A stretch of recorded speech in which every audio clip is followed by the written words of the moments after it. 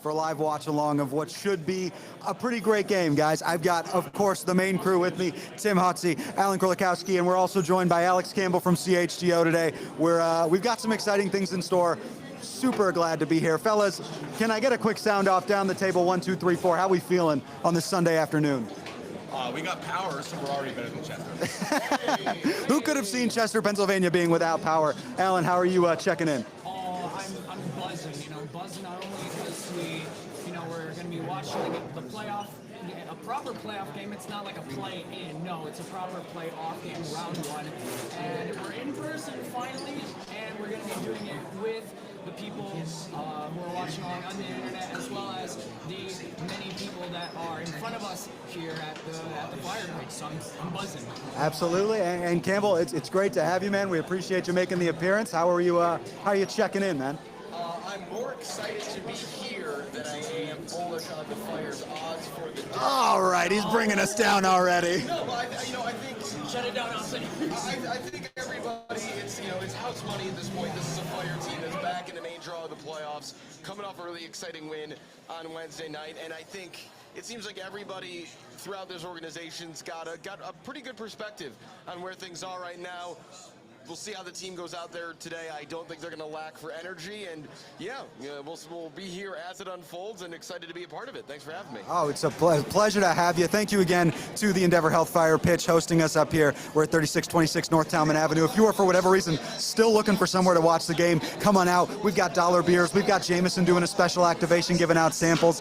We got all sorts of great things from Fabio Viviani, the chef here at Second Star Tavern, and there is a watch party here every road game. Great for events, birthdays, really whatever you could possibly need. We've got it. We'll also have some Fire legends in the house later on. CJ Brown, Mike McGee making appearances, and hopefully a few more names as well. So, fellas, I'm excited to be here. I think we're all buzzing, as Alan said. And let's start from the top, right? We talked about it a little bit on our preview episode. Chicago Fire dropping all 6 points to Philadelphia Union earlier in the year. But this does seem to be a Fire team reborn. We got the official lineup in. Jay Davila, Romani Kwame starting in the midfield. Alex, you and I went back and forth a lot about this pregame. How are you feeling looking at that starting 11 as the Fire lineup today? I think what it tells us is that the Fire are leading defensive in this game. We got to remember that it's only 4 days since they beat Orlando City. Seeing Kwame come back in, despite how well both Brian Gutierrez and Sergio Orejel played in that game, I think the Fire today are going to be willing to not have the ball. This is a Philly team that thrives on the press and thrives on counterattacking. They're not a team who is comfortable with slow, gradual buildup. I think the Fire today are going to be looking to just get a foothold in this game, and a combination of the back three with Sam Rogers coming back in and Kwame being the one who partners Davila, I think is what Greg Berhalter's looking for those guys to help them do. Yeah, Tim, how are you feeling? I know we talked about, Greg was saying back four, that means back five. We got the confirmation. One of us was wrong. It was me. How are you feeling seeing not only the back five, but Kwame back in the starting 11? I had him in the starting lineup for the previous game just because I thought he was the most versatile midfielder that the Chicago Fire have. He's not been a perfect player for the Chicago Fire, but especially early on, with how intense the press can be from Philadelphia, I think that it makes sense to start some guy that can kind of give as good as he gets in that department, a little more than Brian Gutierrez and Sergio Orejel, who I assume are going to show themselves onto the pitch at some point, probably at a point when some of that initial energy was kind of going off. Yeah, well said. We've talked, the question I had originally posed when we were thinking about this was, do you come out swinging or do you hunker down? And it does seem like Greg Berhalter has made the choice to hunker down, play out of the back, play a very conservative game against a Philly team, as Alex mentioned, that is going to be good against the press, that should be able to be aggressive against you. Alan, I'll kind of toss to you vibes-wise. Does seeing that back three, that back five kind of change anything for you as we get ready to kick off here in Chester? Low-key, no. Especially with the midfield combination of Davila and Kwame. Yeah. I honestly think, in combination of what Alex said, we're gonna basically be like, Philly, have the ball as much as you want, but then at one moment when they try to come into the midfield or right to where we are, we have that combination of Davila, who's absolutely proved himself that he is a good bully on the ball. Kwame as well. I mean, you got Gutman Dean, who can also do that. And the Fire, if one thing that they've been good, especially with Bamba, with Zinkernagel, with Kuipers, is just booting it down the line, send it forward. And this team has definitely shown that with these two, with the wingbacks, Gutman and Dean, who can run it forward, and then 5 players either in the box or around the box, that will definitely create opportunities to create some shots on target, and most preferably, goals. Yeah, good way of putting it. And I think the other side of the coin too is we're looking for set pieces, right? Yeah. This is probably not a game where you're looking to score an open play, especially with Romani Kwame. Alan, the point you bring up that I really like, I do feel like the addition of Kwame actually allows Jay Davila to get much, much farther forward, be more aggressive in the attacking third, not playing offensively, but winning the ball back to maintain possession. Yeah, I mean, again, Davila, he's proven, again, a few little oopsie-doopsies, especially when he started on decision day, as we've mentioned several times. But if Kwame can help him be even more of a bully up front, then by God, do it. Bully these quote-unquote defenders of the year into submission. I honestly think it's going to be interesting to see how the possession goes early on, because the Chicago Fire like playing possession-based football. The Philadelphia Union don't, but the Fire can really perform very well in the counterattack. And if you do that, I think that's what helps you win those set pieces. And I've said, on the bonfire earlier this week, set pieces need to be earned. They're not just random things that happen in a game. And earning set pieces, I think, is going to be critical to getting the Fire some of those chances, just especially, again, with how intense I think the Union are going to be coming out early on. So, yeah, Sparky's in the house. Maybe we can get our second webcam, because we do have one, but Sparky's over here. Yes. Maybe we can get him into the show as well. Sparky in the show, also just to wrap up that point, one of the things Greg Berhalter said to us in his post-game press conference after the Orlando win, unprompted, was he noted how many times Jay Davila won the ball back in the opposition half. And that was a bit nervous to watch, because with Davila pushing up beyond both Gutierrez and Orihel, that doesn't leave a whole lot of steel in the middle. But to your point about the back three in conjunction, Tim, with Kwame, that setup gives Davila a lot more license to be that kind of player pressing forward. It's the other benefit of starting a guy like Jonathan Dean over Amar and Haile Selassie in that wing-back role as well. Probably expect to see him staying a little farther back, although he was involved in the attack in the most recent matchup. Alex, we talked a little bit before, and Tim, I want to get your thoughts on this as well. You look at the lineup that Philly's rolling out, a little different. First time in a few weeks we've seen Ty Barbo start up top, starting next to Bruno Damiani, Milan Olaski, and Indiana Vasilev on the wings. Seems likely back 4 out of possession, back 3 in possession. You kind of spoke a little bit about the danger Kai Wagner brings and what that looks like once Philadelphia actually has possession of the ball. Philly are going to have a lot of the ball in this game. They're going to want to get it to 27, who will be playing in that left width position in a front 5 in attack. Eloski, he's basically an extra striker. He'll start off the left side, but he'll be in the middle with Damiani and Baribo. And Wagner's the guy Philly wants to deliver the ball. He's the best crosser of the ball in MLS. But not only that, they don't have a lot of progressive passing in this team outside of him. So it's going to be really interesting to watch, especially early in this game, how Jonathan Dean is matching up with Kai Wagner on that side. Because the biggest thing you've got to do if you're the Fire, if you're going to give Philly the ball, you've got to deny the passes and the crosses from Wagner into those 3 strikers for Philly. Yeah, and I think that has to be a big part of it. I mean, like, Kai Wagner became a Defender of the Year candidate for a reason, and it wasn't as is normal in those positions. Not because he defends, yeah. Not at all. It's because of his ability to get assists, and he leads the team in assists. Milan Olaski, by the way, and talk about a great midseason pickup from them. He was really what was making San Diego's attack tick. He was on loan. They were not able to, or chose not to, for some reason, convert the loan into a permanent deal. And the Union were like, well, actually, can we get in on that? And that was just like one of those moves that just absolute no-brainer. I mean, it looked like the guy was on a heater early on, just with how many goals he was getting per 90 minutes, and he's kept up a pretty solid pace since going to Philly. It also makes it interesting that I think, it's going to be a challenge for Philly if they have all of the ball.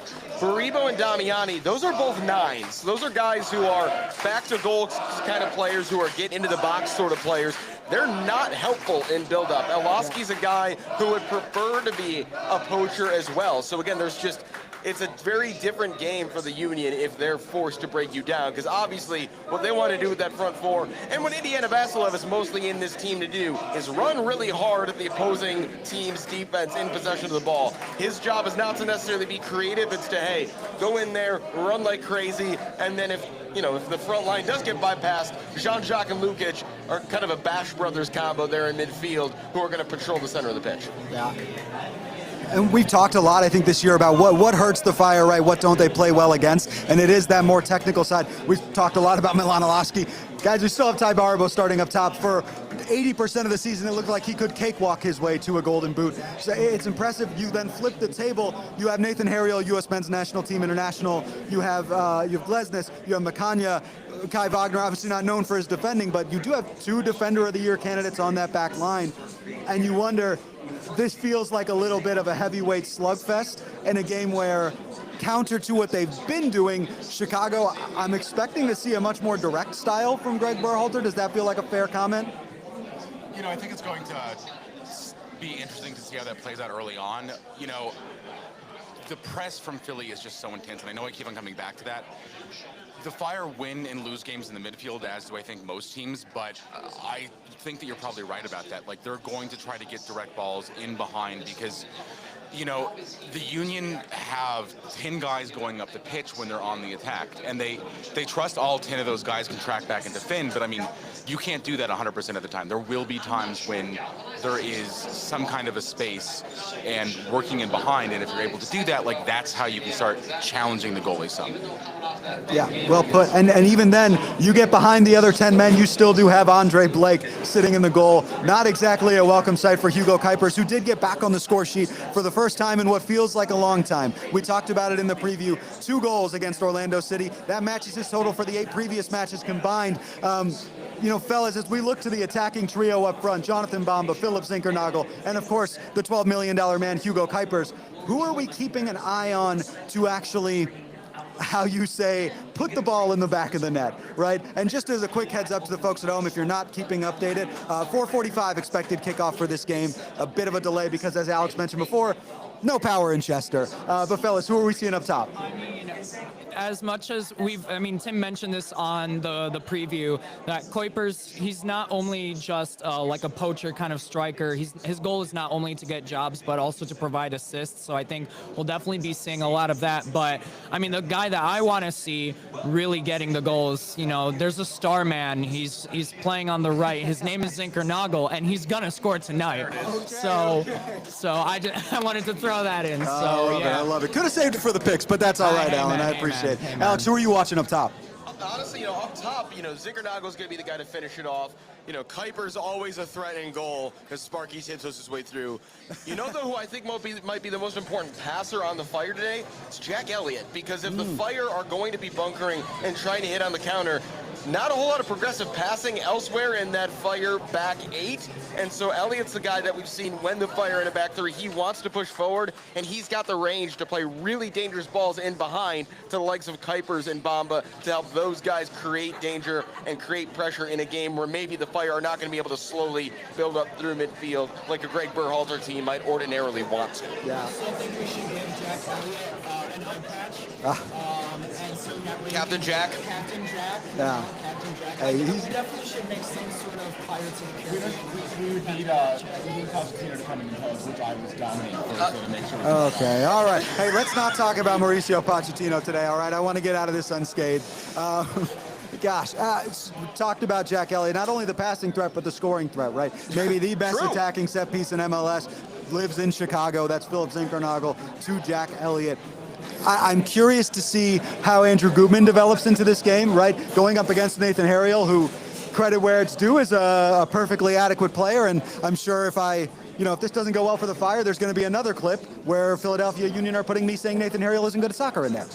If you didn't see their warm-up, their hype-up video this morning, it was all basically Tom Bogert crap-talking Philly over some highlights. To make one more Pochettino reference, I think you and Pochettino have pretty similar opinions of Nathan Harriel's soccering abilities. For You whatever, got him in there once, for whatever that's worth. We talk a lot about the attacking 3. You mentioned Jack Elliott, the guy who I think has been kind of quietly having a fantastic year, even though we do like to talk about him, Andrew Gutman, right? Season high, or goal, career high, excuse me, in assists and goals for Gutman this year. Goal contribution. Yeah, he's, career high in minutes as well. I mean, and a few hundred more minutes, but nearly twice as many goal contributions. And he just was an Iron Man, like one of the only Iron Men in Fire history. And for him to do it and also be producing offensively at that kind of a level is insane. Yeah, well put. Going up against Nathan Harriel and Glesnes on that left side, do we see Andrew Gutman being a key factor in this game, I guess is where my head is at. I think that it gets back into what you were saying earlier of getting guys in behind. Like that happens with your wingbacks a lot of the time. I think the other side of it is he's an underrated defender, not so much in his last ditch, in the box defending, but in terms of his ability to interrupt plays before they break up. And seeing him do that against the Union attacks when they're trying to get away quickly, which is typically how the Union attack, really would be a key matchup that I think we're going to keep an eye on. Yeah, well put. And let's talk, we can talk a little bit more Union. You look at the bench, they still do have Michael Ure there, 12 goal contributions on the year. Not a terrifically high-powered attack in Philadelphia, right? We talked about Ty Barabo and Bruno Damiani and even Milan Olaski and what he brought in San Diego, but only 57 goals for the year in Philadelphia, which only, right, when you're winning the Shield. 68 goals in Chicago, and we've talked at length about one of the best road attacks in MLS history, right? Top 3 in terms of actually road goals scored. Do we see this as a high-flying goals in the back of the net, or both sides are hunkering down, nobody wants the ball, we might squeak out of here in penalties? I personally think, based on the lineup that we have, we might see the first, I want to say, quarter of the game, maybe even a little bit longer, being squeaky bum time for the Fire, especially hunkering down, maybe jumping at some opportunities, and because the Philadelphia Union have won the Shield for a reason. They found a rhythm that has worked out against the entire league, especially against the Eastern Conference.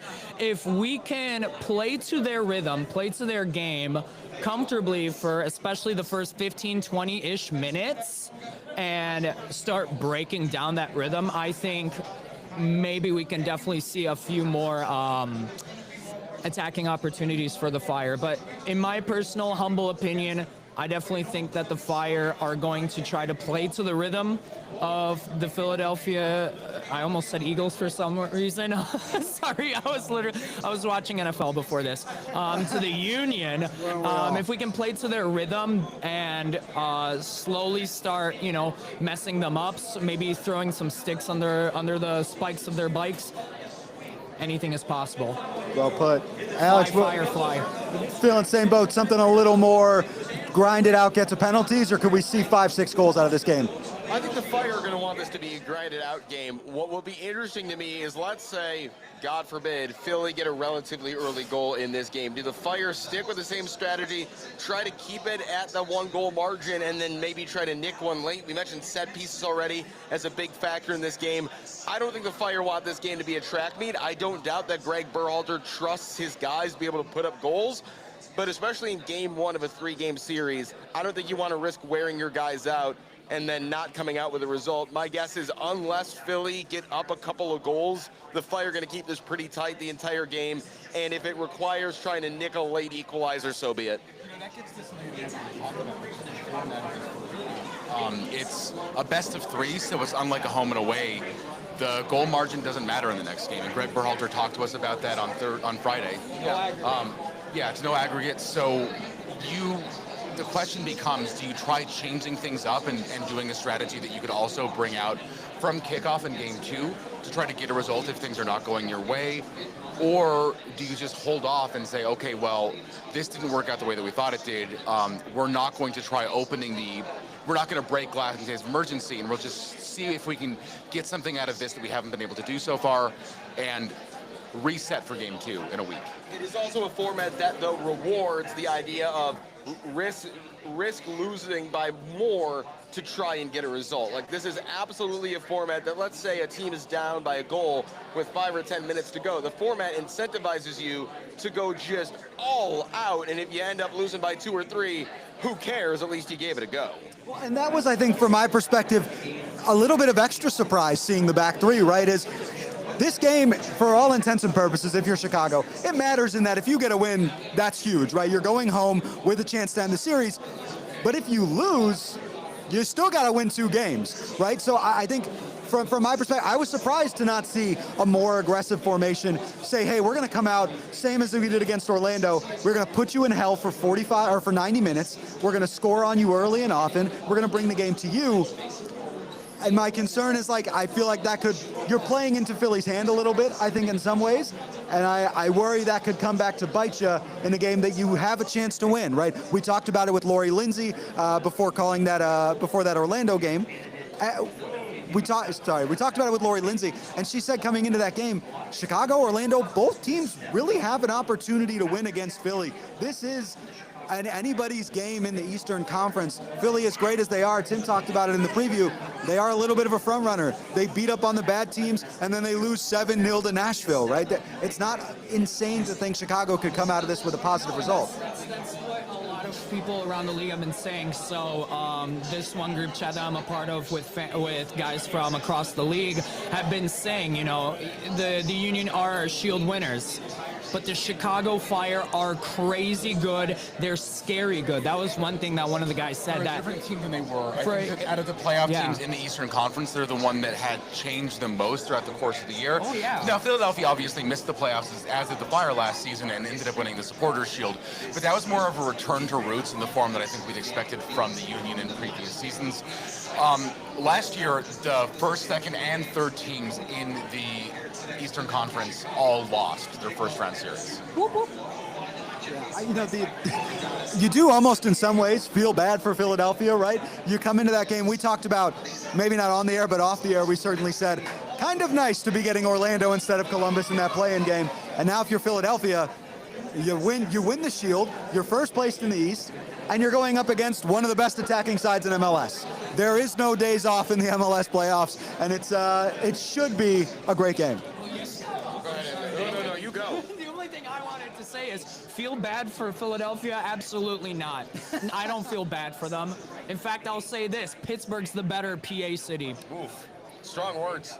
Shout out the Riverhounds, I guess. I don't know. Yeah, Alex, what are you I going was to say? going to say, I mean, the Eastern Conference this year was a gauntlet. And, you know, if you look at a team like the Fire would have been the 5th or 6th best team in the Western Conference this Actually, season. they have one more point than Orlando did last season when they finished 4th. Right, so again, it's just this conference this year was so hard, and a piece of, I guess, trivia we haven't mentioned yet, this is the 3rd year of this MLS playoff format. In each of the previous 2, a wild card winning team has advanced to the conference semifinals. In year 1, it was a bit of an anomaly because it was St. Louis City and the Paper Tiger that they were, losing to Sporting KC in a cross-state rivalry.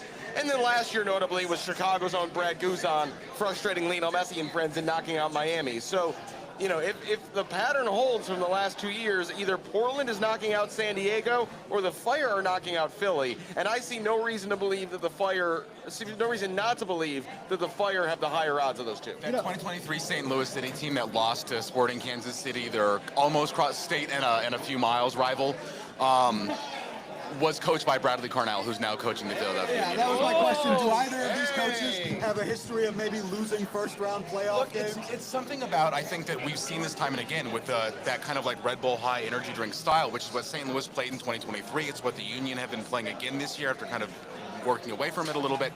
It does really well in the regular season when teams are having to manage minutes and manage guys and like, hey, we've got a midweek game coming up. In the playoffs, it doesn't win championships. The Red Bulls have never won a championship playing that style or any other style for that matter. The Philadelphia Union have never won a knockout competition. Their 2 titles have become as Supporters' Shields, you know, and it's become a consistent theme in history throughout the game, right? Yeah, no, well put. And I think what we're kind of beating around the bush a little bit with is, despite all odds, despite all betting you can do, I think Chicago Fire have a pretty realistic chance of walking out of here with a positive result. The one question does come down to, man, if this goes straight to penalties, which is what this first round does, there is no extra time. Do you trust Andre Blake or Chris Brady more to make some stops in net? Historically Blake, but I think, you know, the thing to remember about Andre Blake is he's a bit like Pedro Galese in Orlando, a guy who has been an elite keeper, and, you know, in Blake's case as well, an elite CONCACAF keeper.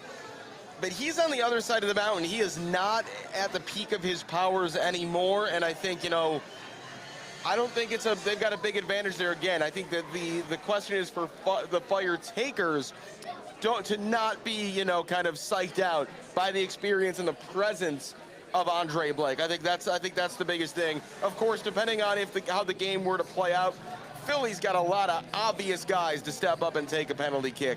And so I think for the Fire, once you get past the first couple, there's maybe a little less certainty of who those guys are on the Fire side of things. Yeah, I don't actually know if I agree with the back half of that. I agree about Philly, but you look at this Fire lineup, and we talked about it in the preview, and Alex, obviously you weren't with us, would love your thoughts on this. I think there's a very real case, and Tim agreed with me, like, the Chicago Fire are the more talented side. They just are, right? Philadelphia does You can make that argument, especially if you want to pure footballing abilities. Yeah, I think you can make that argument. Yeah, and because the Union have shown that it's not just individuals that are able to get accolades or finalists to certain rewards, but the fact that they're able to put all that in together, can the Fire do it at the same level, which I honestly think in the short amount of time, I don't know why I did in the short amount of time that Greg has had with this team, he has done if you look at the graph, it's been a lot more upward in comparison to a lot of other teams. He's done a lot in a short amount of time. That is very true, but you can say the same thing about Bradley Carnell. Obviously a much better structure to work with, right? Yeah. Philadelphia starting from a better place than Chicago did, but it's an incredible turnaround to go from missing the playoffs. I think every pundit in MLS worth their salt picking you to miss the playoffs again, to now come back, win the Shield, home field advantage throughout the playoffs, and granted, you got as about a tough a test as you can get in the first 2 rounds. Winner of this series goes against the winner of New York City FC and Charlotte FC, both on, it's fair to say, heaters going into the next round. And also NYCFC, even though the Fire lost both their games against Philly this season, there is no team in MLS the Fire are less interested in seeing than New York City FC. They want absolutely no part of that. So if the Fire are to advance, they will very much be rooting for Charlotte to be the team that they come up against in the next round. That'd be fair if you take out the Supporters Shield winners. It's kind of all gravy at that point. I was about to say, if you take out the Supporters Shield winners, you're going to have not just a chip on your shoulder, you're going to have a whole bag of chips on your shoulders. Now, ladies and gentlemen, less than 3 minutes till kickoff. Whew, that crazy to think we're already there. Hey, I do want to say just a quick thing before we get into our picks here, fellas, and that is, heck of a ride, huh? What a year. I want to give special credit to all the gentlemen sitting with me here today. Tim and Alan, who have been here all the time. Alex, who does a wonderful job covering the team as well. Our producer, Austin. First time we actually have Austin in the room with us, so that's very exciting. Thank you all so much for joining us throughout this season. 67, 68 episodes, something like that. And you just keep showing up to hear us yap and yap and yap. So before the game starts, okay, all right, talking about 6-7. No. Whoa, okay, we're getting a note from Matt here. Philip Zinkernagel is out. And Marin will be starting in his place. Matt, do you have any other info on that? That is bad, folks. Okay, yeah, so let's see what we can find here, fellas. But as of now, Chicago Fire just announcing Philip Zinkernagel will be out for this game. Marin Haile Selassie will start in his place. Do we know if Zinkernagel's dropping to the bench, or is he just out entirely? The information we have, I think, at the moment, is Marin Haile Selassie will be starting in place of Philip Zinkernagel. You can't dress someone extra, so Zinkernagel is on the bench, but he might just not be fit to come off it. He is hypothetically available for selection. Hopefully this is just a generational psych out from Greg. Guys, can I get maybe in 10 words or less how you're feeling with this brand new piece of information? Not great. Yeah, Alan?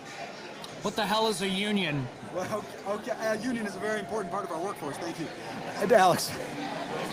Excited for Marin runs in behind? Yeah. Question mark? Look, in terms of guys that you have to bring off the bench, Marin Haile Selassie, pretty good player to bring off the bench, right? He's one of those weird positions where he's almost too good to be a bench player all the time where he doesn't see action, but not quite at the level where you can trust him to be a consistent starter.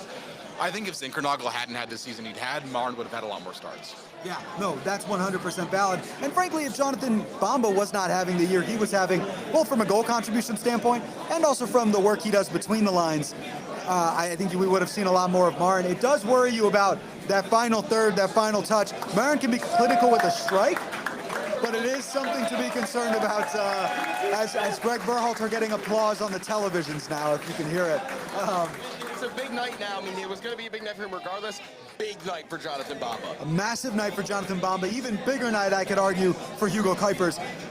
We've talked about it a lot. $12 million, 19 goals on the year if you're counting the playoffs. Man, talk about something that changes the dynamic of a game, and you wonder if potentially Phil picked something up in training this week, and now you're saying that's why the more passive approach, the more defensive approach. Yeah, I mean, we'll see how it goes. Yeah, we'll see. Well, fellas, let me do this. I'm going to get Peyton back set that up for me. Tim just setting it in the center of us so we can all see it. Yeah, we need our own little monitor because of our cool setup with the logo here. Still doing picks even though that big piece of information has changed? We are doing our picks, and to give you guys a little extra time, I'm going to start with mine. I'm going to stay firm. I'm saying Chicago Fire 2-1. I think we could see an early goal. This could be the Hugo Kuipers or Jonathan Bamba legacy game that could hypothetically pencil one or both in to the Ring of Fire 5-10 years from now, whenever that may be. We're going to go down the line here. Tim, sorry, my spark for the game, Jay Davila still, being an attacking, aggressive force in that final third. Tim, who you got? Same thing. I'm going to say 2-1 for the Fire. It's been a collective all year, and we've seen guys kind of be quiet for a couple of games and then make big contributions, and I think that that's what we're expecting to see tonight. I mean, especially with the news that Zink is out. Jonathan Bamba has been doing a lot of work. He has not been doing the work that shows up in the box score. This could be a game where it does. Yeah. Alan, who you got? So my podcast prediction on the preview was 3-2. I said it was a goal fest. I'm going to back off a little bit on that, and I'm honestly going to say 2-1. Just 2-1. That's what I'm going to say. Just a little bit less. It's going to be a little bit more hunkering down in the beginning, and then we might see a little bit more as the game progresses. But nonetheless, come on, you men in red. Who's your spark? Who's my spark? Who's my spark? Who's my spark? Who's my spark? Honestly, Davila. I want him to be a bully. I like that. I see that picture on like the website of him, and you can just see those soft eyes and that soft smile and everything. And there's a bully behind those eyes. You can see the flame in his eyes. So I love that. Just bully him more. Alex, who you got? Who's your spark? Am I allowed to pour some cold water on this, or do I have to? You are welcome to, if you will. So I think this is going to be a game. My score prediction is 2-0 to Philly, but I'll explain why. I think it's going to be a really tight game. I think this is a game where the Fire hunker down. Philly gets a goal at some point, the Fire push late, and I think that second Philly goal comes in stoppage time as the Fire went for it, kind of out of gas. But my spark is Andrew Gutman, because I think if you look at the way Philly are set up, there is going to be room down Philly's right flank to exploit, and if the Fire are going to spring a surprise, I think it's going to be by mirroring Philly and having your left wing back be providing deliveries that are dangerous. Yeah, I love that. Yeah, we can definitely see certainly a legacy game from someone as the main man. 30 goal contributions on the year, 31 counting your playoffs. Philip Zinkernagel officially out. He is listed as available on the bench. We don't really have much more information than that. I would expect him to be out in this game. Yeah, without knowing anything about what the knock is, I mean, you can't put another player onto the lineup at that point, so Yes. might as well keep him on. Then again, I mean, maybe it was something that they can work through over the course of whatever, and maybe he will be available for some minutes off the bench. Maybe a generational psych out from Greg. Who knows? Hey, The most recent Fire hat trick. Give me Starler. oh my He's not God. your first, I guess Gutierrez is still your first attacking sub off the bench, but the odds of Tom Barlow minutes, which there have been zero of in like months, just went up quite significantly. As we get ready for kickoff here, it should be coming in just a few short minutes. Once again, want to give a massive thanks to Endeavor Health Fire Pitch for having us out. Fabian Viviani, the chef here at Second Star Tavern. We've got activations from Jameson. They're giving out samples and some really sick jerseys. Matt, go get me a jersey. Give me a Jameson jersey. and dollar beers. So again, if you are for some reason still looking for a place to watch this game, come on out. It's 3626 North Talman Avenue here at Endeavor Health Fire Pitch. We want to give a massive, massive thank you to them for having us out. I talked before about how much fun this season has been. Just a really cool, another experience. And remember, any away games, you will have a watch party going on here at Fire Pitch. Sparky making an appearance tonight. We'll have some Fire legends out later as well. So, guys, the atmosphere here still pretty high. I don't know if these people know Philip Zinkernagel's out. They're going to find out shortly if they don't, though. If they were paying attention to the Apple TV broadcast, they would have mentioned it. Here's the jersey, Mr. Matt. Give it to us. Matt, our founder, he'll be joining on in the show, especially once the game starts. Shout out Jameson. Shout out Jameson. So, Don't look at those I was holding it up on the wrong side. there we go. Special thanks to all the There you go. sponsors here today. I'm keeping that. I'm taking that home with me, full disclosure. I don't even drink, but I wanted it. It's a very cool shirt. Sorry, Alan, I cut you off. It's all right, I drink. And we look back, and while we've got a few more minutes here, I think the thing that I'm thinking of right now, I've heard from a lot of people, and I want to get something on the record. Better team, the 2017 Chicago Fire or the 2025 Chicago Fire? 2025. Yeah. I mean, they fell just short of the point total, but again, we talked about what a meat grinder the Eastern Conference was this year. That's where almost every single one of the Fire's games have been. And the other thing is, it feels like this is a squad that is building to something even greater, whereas I think 2017, coming off of 2 consecutive years of winning the Wooden Spoon, it felt like a person at 4 in the morning in Vegas that like hits some kind of a streak, and it's like you enjoy it while it lasts, but you know it's not going to last And then forever. the sun comes up and all of a sudden you're walking out of the casino with no money left in your pocket. Yeah, you're not even wearing pants. Yeah. Your Actually, FanDuel less account money. has hit $0. You have a loan shark following you. Yeah, around. what I would say is that team was not as deep as this team, and that team had the same defensive frailties with worse defensive personnel at the back for the Fire. So yeah, I think, if you put those two teams in a 3-game series, give me 2025 and 3. Yeah. I like that. You mentioned like a very top-heavy team in 2017. The one thing looking at this matchup that jumped out to me, right? Guys with over 15 goal contributions. The Fire had 4, Philadelphia Union had 1. Ty Barabo with 19. So we talked about the high power. He's kind of an odd one because he had more than that total on Fair. the season. Just most of them were for San Diego. Yeah, well put. Very different style of play. He's been decent for Philly since coming from San Diego, but it's not the same squad. The other thing we haven't really talked about is the benches, right? You still, obviously Marin Haile Selassie now entering the starting fold, but you still have Brian Gutierrez coming off the bench for Chicago Fire. It does feel like looking at this 11 for Philadelphia, they've got all their firepower on the field right now. I don't know who they're bringing on if they're chasing a goal late in the game. Mikel Lua is really the one guy, if they want to put a 4th striker on the field for some reason. Oh boy. So they're showing us the win probability right now. They're giving Philadelphia 51%. These numbers are nonsense. Yeah, and they're giving the Fire 24%. Do y'all remember what the win probability was when we went to Miami when we clinched it? I'm pretty sure it was even less than that. It was worse. It was even worse than that. So I think hey, let's pull an upset. Let's do it. If there was ever a team that could do it, folks, I think this is the one that could do it. We're getting ready for kickoff here. Again. Like a pitcher of water or something over here too. Yeah, right. We'll make sure we get that. But Matt's he's going to come in. Thank you, Austin. Yes, thank you, Austin. Matt's about to come in for, he's getting water first, okay. So, yeah, right now, if you're watching along, they're unveiling their little thingy that shows that they won the Supporter Shield in 2025. It's kind of weird that they just are using the same banner but adding some new numbers. Seems like the discount way to do it. That's a very Philadelphia Union thing to do. It is 100% utility here. It is no flash, no show, no fun.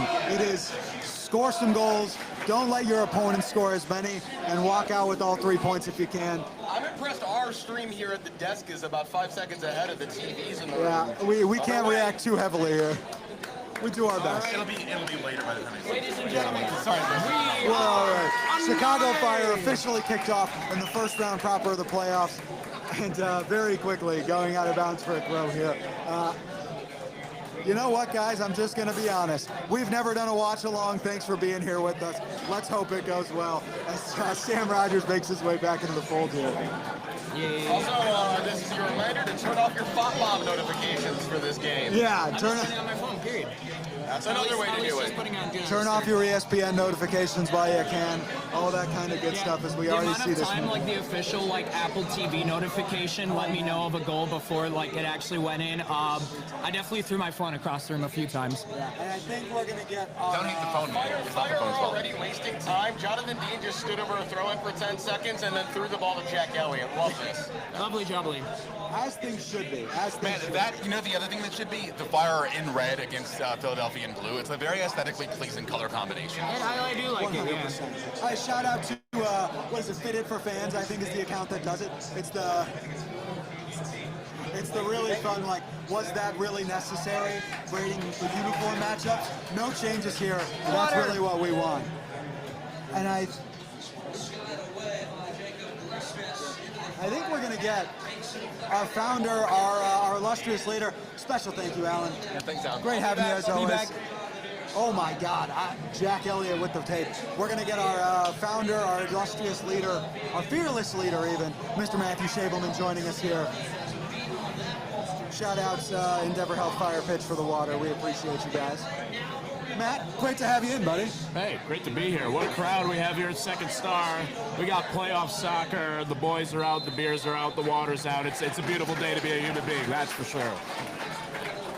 It is a special day. Dollar beers in 2025. When is the last time you heard about a dollar beer thing? And like not like really cheap stuff. I mean, we got Heineken and Dos Equis on draft for $1. That's not bad. Again, we're not being paid to say any of this, but that's just an excellent deal.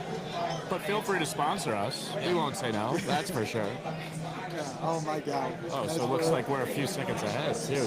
Did we talk about that? Yeah. Okay, cool. It's all right, though. Because I think by the time that people are watching the stream at home, hopefully it'll be right around when we are. Totally. If not, you know, you can only do what you can do. We're going to let all Second Star know we score 5 seconds before they actually know it themselves, so that should be fun. We'll have to temper our reactions for a few seconds just in See all of case. us just go surrender Cobra at the same time. It's like, oh no. Here we go. See, that's what we're thinking, just a little more direct, even off the throw-ins there. Jack Elliott pushing forward. A lot of pinball in this game. Jay It's like Davila move by really Jay far. if that stays in. Did not. But hey, like, gotta love the idea. Yeah, I don't know what the Fire's record is this season for lowest possession share in a match, but I do have a feeling this one might approach it. Which is sort of funny because that kind of plays against the way that the Union typically like That's the playing. whole thing. Is the Union do not want the ball in their own half. They're just not interested in ever playing in their own half. They want to take the ball off you in your half and take care of business from there. And I think the confusion for me personally has been a little bit of the Fire have done a lot of work to be better in possession, right? You add Jack Elliott, you add Joel Waterman mid-season. Sam Rogers has really come alive in that back three. It does feel like you're playing your best hand. You're not playing your best hand, excuse me. You know, you're teeing off with your 4-iron instead of your driver, that kind of thing. I mean, as somebody whose irons are better than their driver off the tee, like, I don't hate that strategy. I do. I am known to drive with a 3-iron, actually, ironically enough. Fun fact, totally irrelevant, never golfed a day in my life. But I'm telling you, same with Alan. Alan chiming in on that. Yeah. I think that in general, we're not a golfing podcast. No. We're really not a athlete podcast. I don't think anyone in this panel, Austin, Alan included, are really that sporty. But maybe I'm wrong. Maybe this will. Not in a very long time. I mean, I captained the high school sports team, but that's a technicality. You know, ironically enough, actually, I didn't play sports in high school, but I did call games in high school. Yeah, shout out Connor Klingon out there, play-by-play for the King County Cougars. That was my old partner, but Just got our first shot of the game. Jean-Jacques with a kind of awkward outside of the boot effort. yeah, it's surprising. He's so disappointed with himself too. I mean, or in physical pain maybe from something. I didn't see what could have caused that, but Disappointed.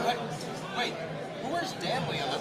Wait, Stanley Jean-Jacques. Stanley oh, it's Jean-Jacques. his first name. Okay, I was going to say, Yeah. what? Jean-Jacques is not going to fit on it. Like, if you don't hate your equipment manager, He's even you're not going to smaller make your font equipment than on it. Zingernagel. An all-time 3-name guy, Danley Jean-Jacques. Oh my gosh. We're keeping an eye on the chat here. I do have Cesar Esquivel saying Bamba forgets the ball every time. He doesn't forget it. They take it from him. There's a big difference there. It's not accidental. It's intentional on the other side. And a little surprising, Chris Brady's being given a lot of time with the ball here, it feels like. Yeah, Philly's definitely slowing that pace down. Neither team seems to be that interested in playing going forward. It's Well, I think it's that like feeling out stage of the match where both teams are trying to get a tactical sense of what's going on, and it'll pick things up. It always does. That Not a 15-minute great mark. clear from not, Chris Brady. not what he hoped to be This doing. is to survive the first 20 minutes game. Yeah, exactly. Handball, maybe. Oh, And if you manage to get a goal in that time, biggest bus you have ever seen. Yeah. there's your boy Johnny Dean. Johnny Dean, baby. In my opinion, the most improved player in the season, but that's a discussion Yeah, for you know, another I time. don't even There's a know lot of that's- competition for There that. is, and that's a I mean, great like thing, Andrew yeah. Gubin, right, coming back from injury, so he didn't get a chance to play most of the year. Maybe Orhel gets in there. Well, or hell, because he didn't get a single minute last year. That's Yeah. an easy I one think to if do. you're comparing performance on field last year to a performance on field this year, it's team. If you want to take other things into account as we're going out for a corner here, We just heard abdominal injury for Philip Zinkernagle. So boy. hopefully it's nothing more than, say, like boy. a pulled oblique sort of situation. The sort of thing that if he just rests up over the next few days, he'll be ready to go in Chicago next weekend. part of me does wonder how much of this is preventative and saying, to your point, let's get you healthy for game 2. And who knows, maybe you need 15 minutes at the end. Let's cross our fingers and hope it would potentially be available. But let's also First corner of the night Yeah, coming first up. corner of the night here. Let's see how it's taken. A little out swinger, top of the 6 Well yard defended by box. Jack there. Yeah. He's so good. Oh, my goodness. Philadelphia almost. We're going to getting on the stifle board. our reaction right there. Second Chris star. Brady had it covered, I will say. He had the majority of the What angle a hit covered. by It would have Lucas, needed to be a though. seeing eyeball to find its way in. Yeah, that would have been top shelf had it actually made its way into the back of the net. Interesting thought. Chicago, not a team known for their starts. A little interesting that Philly is being as passive as they have been so far. It's the first game of the playoffs for them, too. Yeah, Again, it's, you could argue there's a lot more pressure on them in this situation than there is on the Fire. You don't want to be the one. That is You don't want true. to be this year's 1 seed who gets bounced in the first round. Look, if you don't win this game, you're at home, you've given up home field advantage, right? Like the Fire just Right. need to win in Bridgeview next Saturday and then you're out. So there is a lot of pressure to win in this first one. I think almost more so than for the Fire, where you don't get a result here, you can still get a result at home, then you force a winner takes all game 3, and then it's, like at that point you've won one, so again, it just makes it feel like psychologically it's an easier battle to win. Yeah, the Fire are in a position where if they wanted to get out of this first round, winning the home game was always crucial. As Philly got to the Well defended by Jay. byline. but do you want to be going back to Philadelphia needing a game? It's not ideal, but I think that you'd rather have that option than not, right? Yeah, no, well put, well put. I think, guys, correct me if you feel differently as we're getting ready for a goal kick here.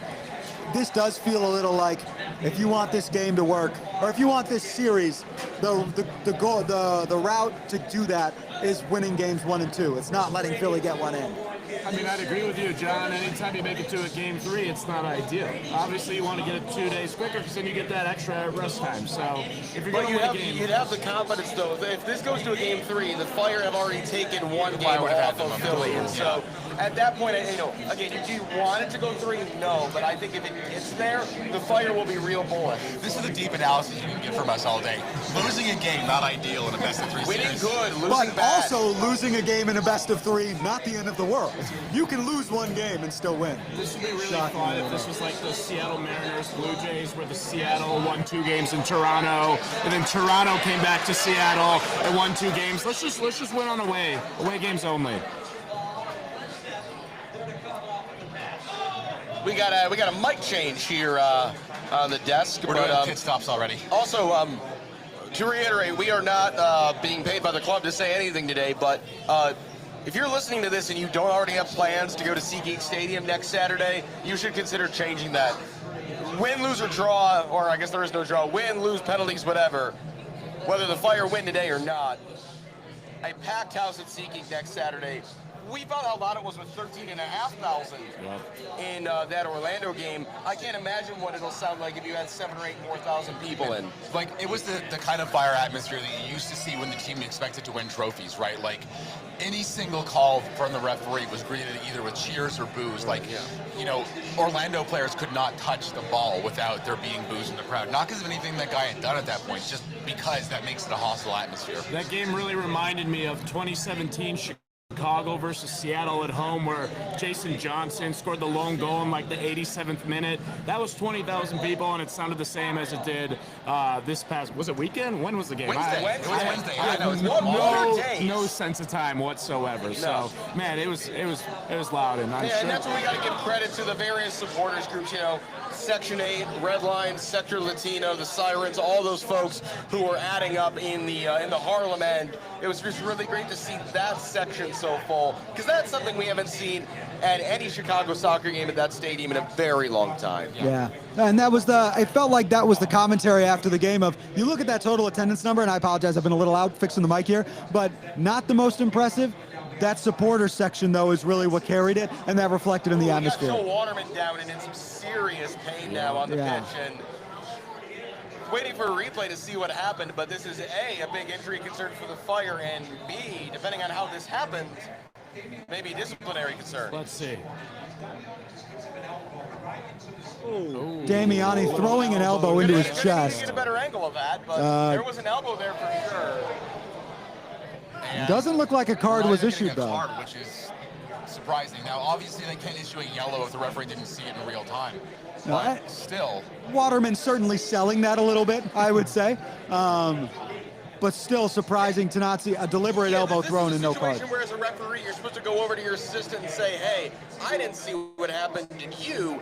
And if the answer is also no, well, then you're just SOL. Well, if and you're the that is violent conduct, a possible red card, so hypothetically available. it's reviewable, Yeah. but you need VAR to come call that in. I And think that it's a little hard. It just does based on look what we like saw. they're waiting to hear from the VAR here.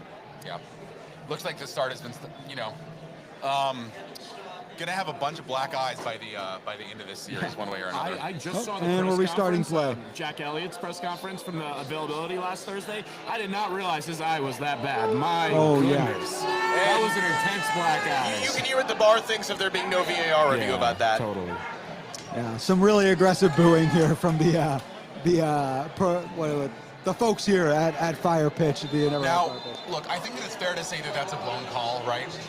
Should be a yellow in open play, and they're not going to upgrade it to a red from nothing on Right. VAR. And so then the question becomes, does that become something that in the back of the referee's head? Oh, that he's thinking about? absolutely. Makeup call alert. It will happen. Or just Damiani gets a little less leeway when it comes to, you know, toting up or whatever the expression is for adding up yellow cards. Yeah, well put. Philadelphia again threatening. It feels like everything we've seen so far has been Philly in the box.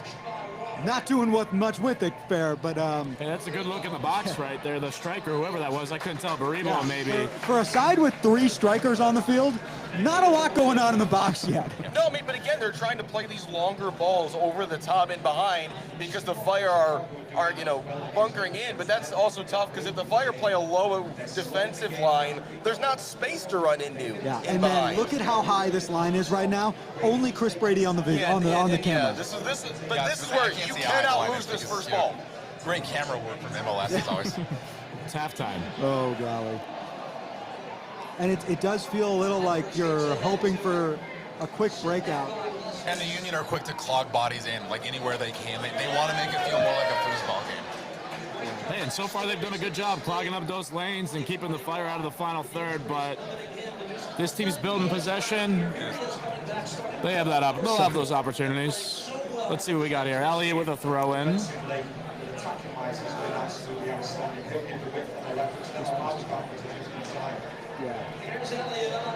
Yeah, well put. Willie's World in the chat. Philly is getting players in the box, but not players with the ball in the box. Well put. That's as simple as it seems. Another throw in here coming for Jack Elliott. Does Jack still have a thing on his head? I can't tell. Yeah, he's got Okay, he he's does. got some kind of Some bandage. athletic on. tape, Some yeah, or athletic something like tape. that over the. Ooh, Yeah. Corner for the incoming Fire corner here right for the here. Do Fire. not want to rip those stitches open. No. And this has the potential to be good. First spot.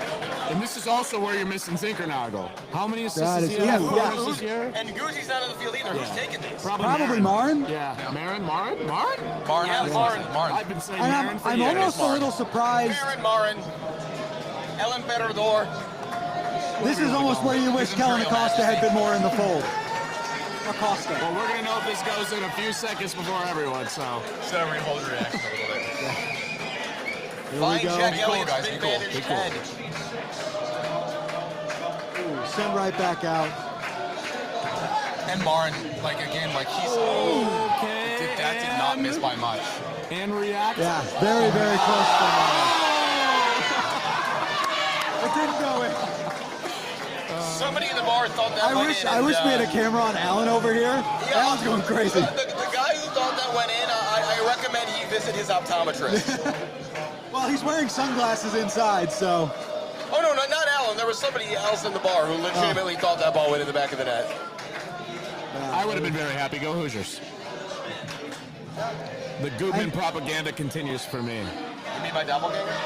Another interesting piece of Fire letting Philly move the ball in, right? No pressure until all of a sudden there is Kwame shooting We just saw forward Jay there. Davila make one of those like 40-yard runs up to press the ball. Those have stressed me out the entire year. I could really go without That them. was good from Gutman right there. Great from Gutman, Like, absolutely. great. Like, Really great from Bamba. Bamba. All right, Here we go, Johnny Dean up in the Hold it on. Ref playing advantage.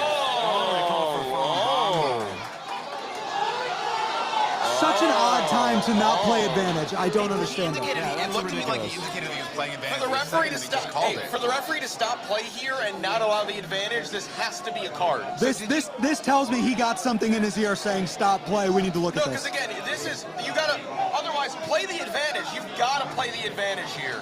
This is just. See, now, Boyko pointed his hand forward like he was playing the advantage. Yeah, that's not good. That's bad refereeing. I don't understand what he was trying to indicate in that case. The only reason in that situation you were supposed to stop the plays if you're giving a straight red. Yeah. Only reason.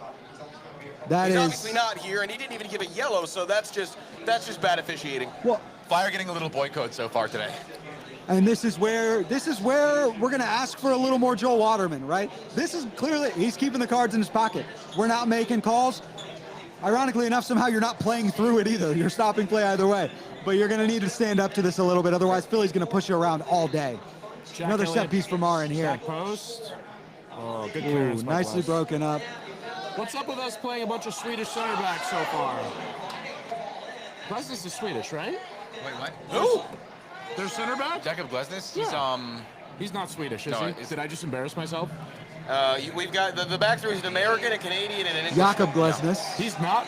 I've He's always thought he Norwegian. was Swedish. Norwegian. Close. It's the other one, the one next door. No, not Finland. Robin Janssen's favorite place. That's what they And say. Jack Elliott The literally one went to that I- college in the United States, so Here we Yeah, go. he's a West Virginia Mountaineer, folks. Yep.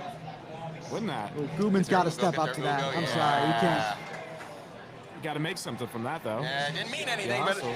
no, the hustle from Ugo Kuipers all season has just been remarkable. I mean, that guy works so hard, and it's not something you see all that often from a number 9, especially a guy who's like the highest paid player on the team, or I guess now the second highest paid player on the team because of Bamba.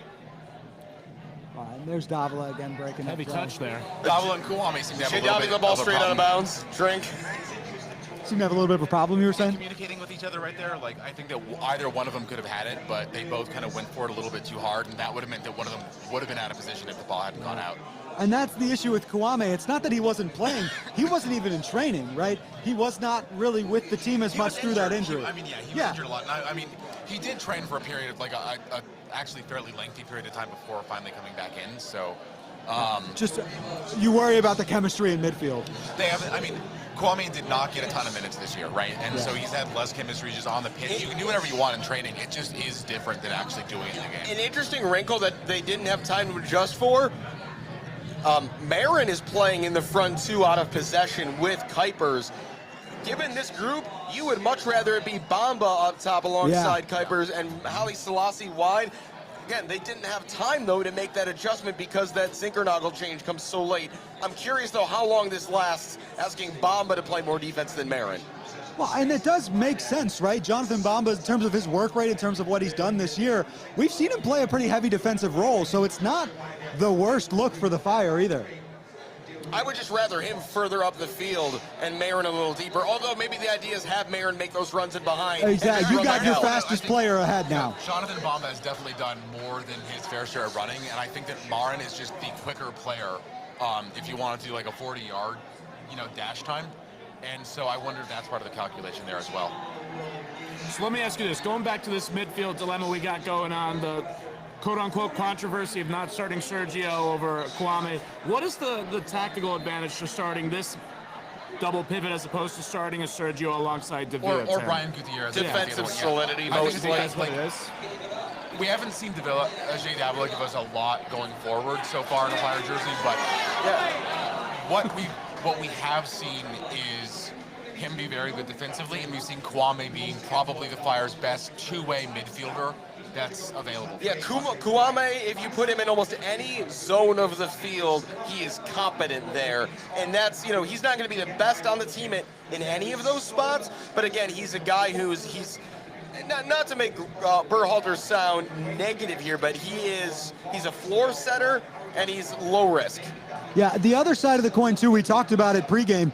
It allows Jay Davila to be more aggressive in the opponent's half, right? Be more aggressive in the press, breaking up play than if he was next to Brian Gutierrez and needs to play a little farther back. So it kind of allows Jay to be his best self and be as aggressive as possible defensively, not necessarily in the attack of it all.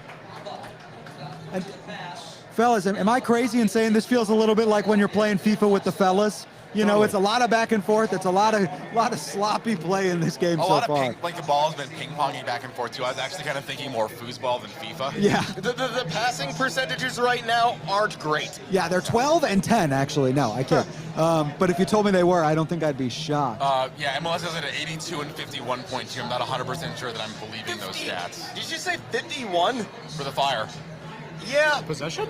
No, passing completion accuracy. percentage. Yeah, possession is 50 now and even 50. Oh, we got somebody who just took a dive, and the referee is wholly uninterested. Jean-Jacques went down after a little coming together with Bamba, and the ref is paying him no attention at all. It's entirely possible that Sergei Boyko forgot his cards in the locker room. Yeah. He's like, if I can just get to half, nobody will know. Yeah. Philadelphia looking dangerous again. Oh yeah, if this is 0-0 at half, Berhalter will be happy with that, I think. Oh I yeah. think it was probably part of the factor of like starting Kwame, is that he is someone that is able to absorb, I think, the energy that the Union were expected to bring early in the game, and so you get Brian Gutierrez or Sergio Orhel on against some more tired legs, and I think that probably works in their favor. Some good defense there by the Fire back line. Kai Wagner, debatably the best left back in the league. Thoughts besides Andrew Gutman, of course? No, Wagner's the best left back in the league, and he is. I mentioned in the pregame, he has taken the Julian Gressel title of best crosser of a ball in the league. Jordi Alba has one. Probably have a word with that. That guy's washed. That guy's Retired. washed. He retired, right? He's Did retired. they all retire? No. Him and Busquets are both Messi's gonna be retiring, playing but till he's if like you see 48, either of them so. come back on a veteran minimum next season, through some loophole that's been widened for their purposes, don't be shocked. Yeah.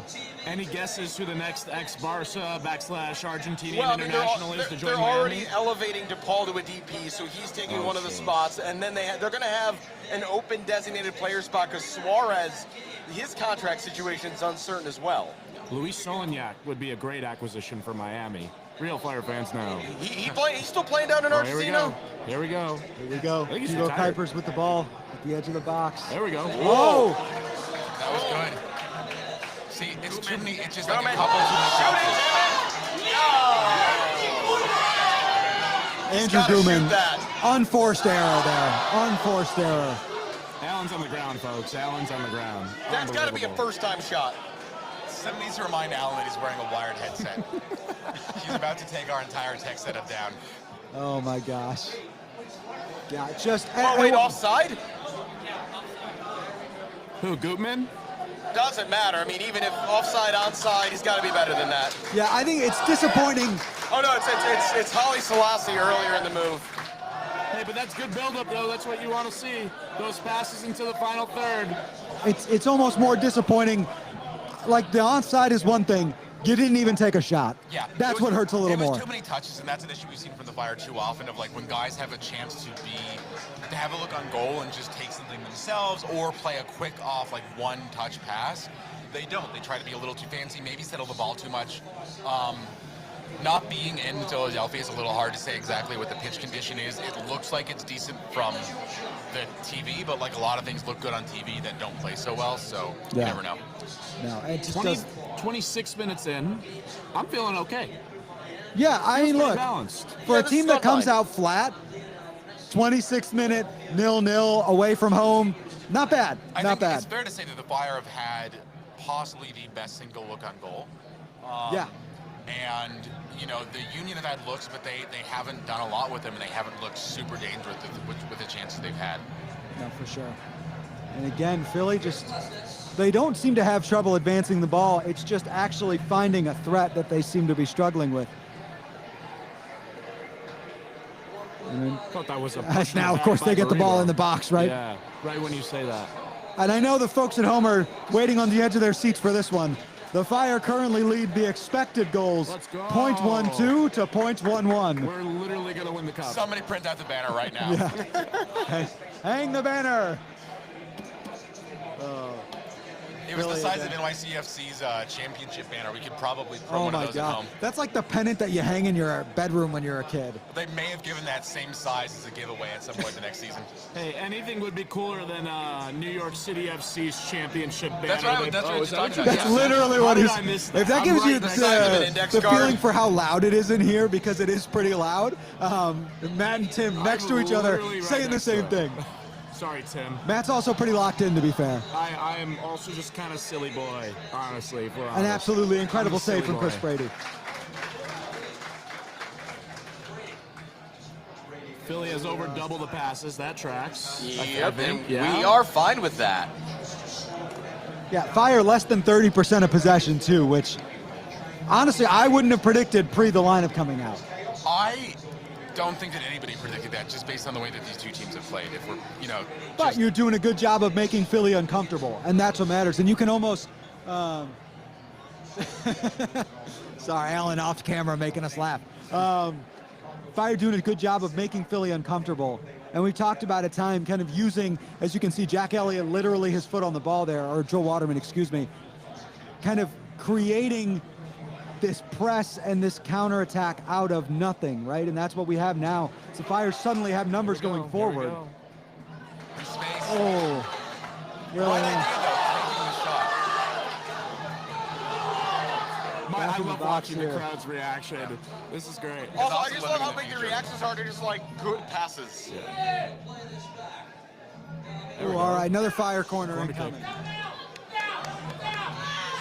But John, you're right. Listen, like, the last thing you want is Philly to have the ball in their own half for 5-10 minute spells, and the Fire have been able to break that up every 30 seconds. It's keeping them uncomfortable, and ultimately, it'll keep you in the game long term. Well, and now you've got them where you want them. You're holding the ball in their half, which if the Fire, I think the idea here, right, if the Fire are going to have possession, let's have it around the box. Let's get repeated throw-ins. Let's get corners when we can. Just be in dangerous areas because our attacking talent can win out. All right, An Jack out-swinging Elliott kick time. here.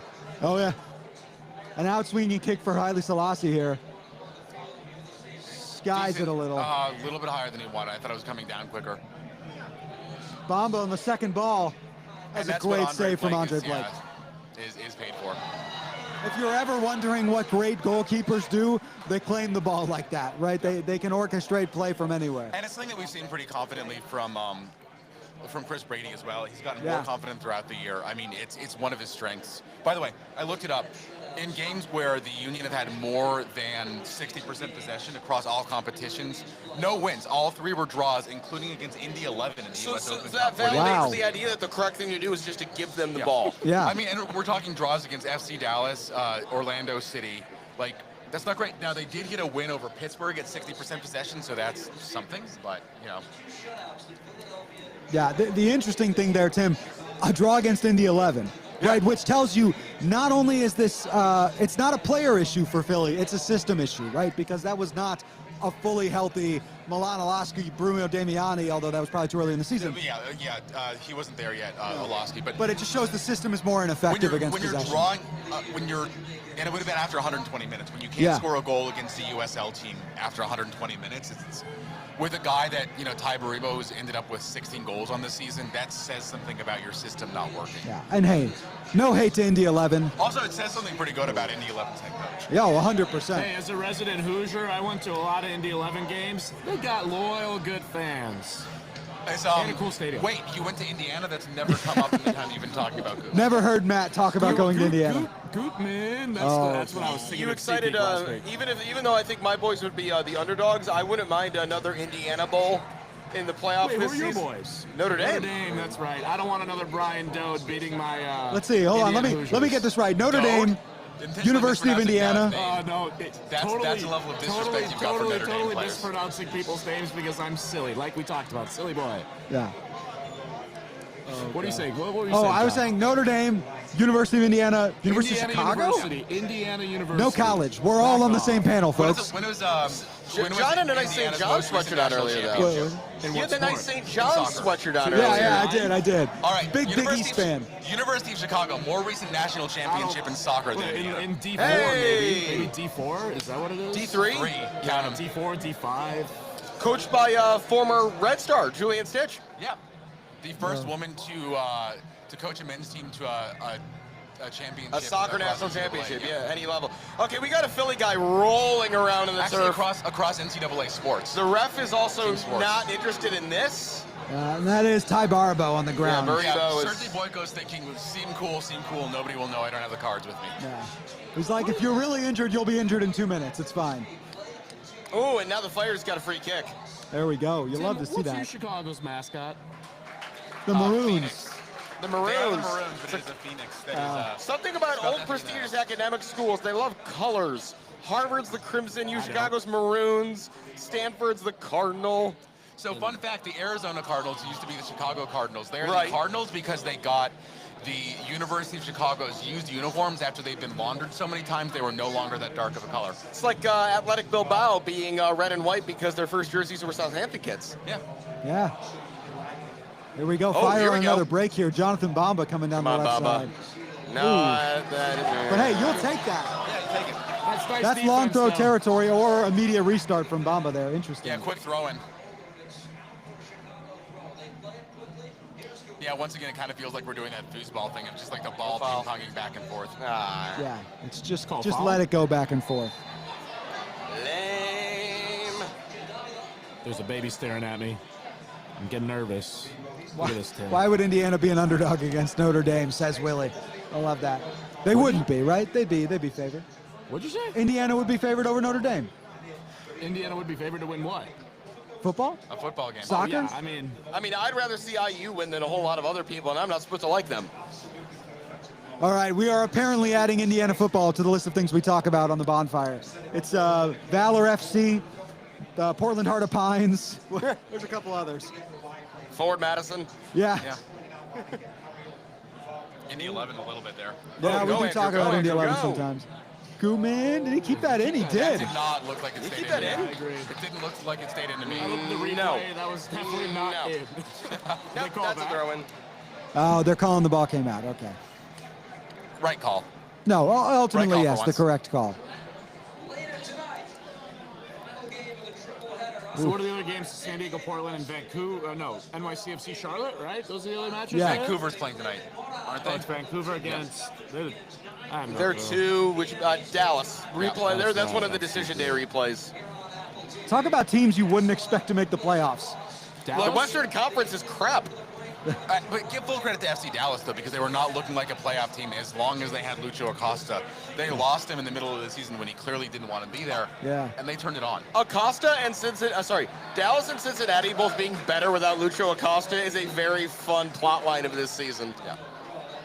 Yeah, well, for Cincinnati, it's nice to get Evander instead, right? Well, correct. Yes, you that trade. The more you look at it, just like what was everybody but Cincinnati doing in that carousel of trades? Because the margin they won that by is laughable. Now, they do have to pay Evander like $9 million a year, so there is that, but still. But it's worth the $9 million a year, well, right? Duh. Am I crazy, or does Bradley Carnell look like Phil Klopas right now? He kind of looks like a heavier set Klopas. Yeah. Yes, 100%. I don't know. He kind of looks like a Karen. Am I allowed to say that? He kind of Yeah, you can't looks say like Karen. he kind of looks like he does It's now an R-rated podcast because he's like kind of looks like he did curling for the Swedish national team. I could That's see a that. good shout out. You know what? It's like a very 1970s It's the retro look jacket. from It is Bradley Carnell. the glossy white with black accents Adidas jacket. The folks watching from home, go ahead and look up the coach of Iceland in D2, the Mighty Ducks. He looks just like that, but old. Kind of looks like the dentist who coached Iceland at the Euros in 2016. There you go. There you go. This is so almost not struggling to figure out. We're 36 minutes in here. Nothing has happened. Nothing happening, and not even, I got to be honest, guys, not even particularly good soccer being played right now. That's fine if you're the just happy to Fire. be You want here. this. You want this game to suck. Yep. 100%. These teams are selling fouls harder than like week-old. And the produce. referee's calling not much. Not many of them. This one Who's is this? called. Oh, and now we got another. That's All right, is there Burrito anything right to there. this? Marin couldn't believe that this happened. Whoa, come on. Come on. Well, they're Where's in the card? Chester, so. A Philadelphia Union player just mimicked where's the card to Sergei Boyko. In the locker room. Yeah. In the referee's Is it locker wrong room. to say that you should be able to foul Kai Wagner a little more than some other MLS players? Is that wrong? I don't know if we want to get into that on No, this we don't one. need to get into it, but if you know, you know. You want to tell people what to Google to find out more about that? Oh, like that meme all the time of like Brett Favre really cares about the welfare of student athletes. To learn more, Google Brett Favre welfare. Yeah. Yeah, look at. Oh, God. God, I hate Green Bay. Just to run back through, because I'm seeing it in the chat. Score predictions, 2-1 for Fire, for everybody except Alex, who went 2-0 Philadelphia. So Alex is the one to gain if Philly actually ends up Please pulling don't this be off. mad at me. Both of these are already, like all the scores are still possible because it's still 0-0. What? I know. 38 All of minutes them? in. Scoregami, 0-0. Is it bad that I was about to say my prediction's a tie? Since you Well, can't somebody do has it, to Who wins win. in So. penalties? Like I said. honestly, it bothers me that you can't do draws in a best of 3 series. That's one of the things I don't like about the format. No. Another who is a buzzed gamer in the chat adds a really good point. Fire locking it down defensively and seem to be getting in Philly's head a little bit, which they do. Philly does seem frustrated. They're trying extra hard to sell those fouls. They're calling for cards, which everybody does, but it does seem a little more than normal. And look, one of the things that I think the Fire have not been great at is that like psychological Warfare. sort of like that side The of the voodoo? game, the dark arts. Yeah. And so we're seeing it from them today, which is great because that's something that every Philadelphia team has always kind of excelled at one way or another. Also, that Gutman flicked header accumulated as much XG as all the shots Philly have taken so far. It's 0.12 to both teams. I love it. Oh, here we Right from go. Elliott. Beautiful ball played down the center. Saved by Oh. Andre Blake. It was a great look. And that's Andre Blake being Andre Blake, right? That's what happens when you go against a top flight goalkeeper. Now, that's something that we talked about earlier, though. And this is what you don't want now, end to end, Philly going the other way. The Fire still have numbers here. It's 5-on-3. Good from Sam Rogers to get that cleared out. That's got to be a first-time shot. Who was that, Olaski? Yeah. Game's starting to open up a little bit. Yeah, again, They if you're the found their Fire, you footing. do not Which, want this. like, that's exactly how I think you get them open because the Union Oh, will no, commit no, no, no, numbers no, forward. boy. Just made a Didn't really love weird- that. Didn't love it. Really weird. You know what? goal. I was seen more it. We've confident seen than the we would have seen Chris Brady just a We've few seen months that ago, so it's good to see multiple that. That is true. Here we go. And this is, And John, this is what we were saying. You can't let them get comfortable in possession. Breaking it up was causing a lot of success earlier. Good look there by Waterman. Make the tackle, and Elliott's there. You know, it sounds strange to say in a game that features Milanolowski, Totally. Damiani, and Ty Barbo. I do feel good about the Fire if you get a one-on-one with a center back here. You've got the height, you've got the ball-playing ability that Elliott and Waterman should be able to hold their own in the rest of this half. Oh, also, I have a feeling is I don't know if the grass is going to get cut very much in Bridgeview between now and next Saturday. I have a feeling that that's going to be some Has the some grass lengthy. grown in the past month? Well, I think No? that wouldn't even matter if they weren't playing on Saturday, you know? Just saying. Oh, no, I'm with that. There I'm we just go. messing. Okay. Oh, Kuiper. Oh, almost yeah, over the break. top there. Hugo is everywhere right now. Played up. Oh, it's a great They didn't tackle. quite get the play read. Yeah. If he had it a second earlier. Philly with numbers And going now back Jake now. Avila trying to do a makeup thing. by Here comes the getting cutback. away. There we go. And he did. It's a And great defensive recovery Bomb there. already. Cook.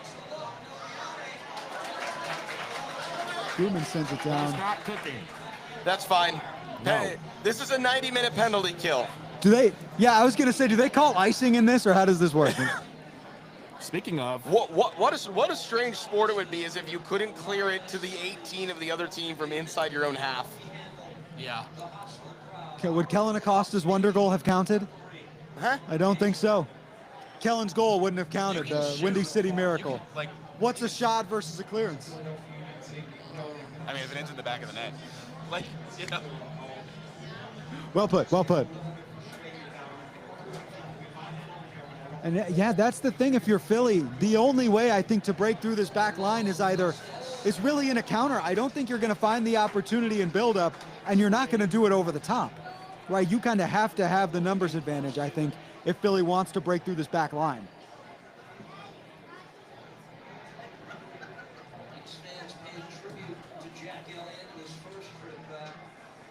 well, yeah, did Jack Elliott get an ovation or something like that?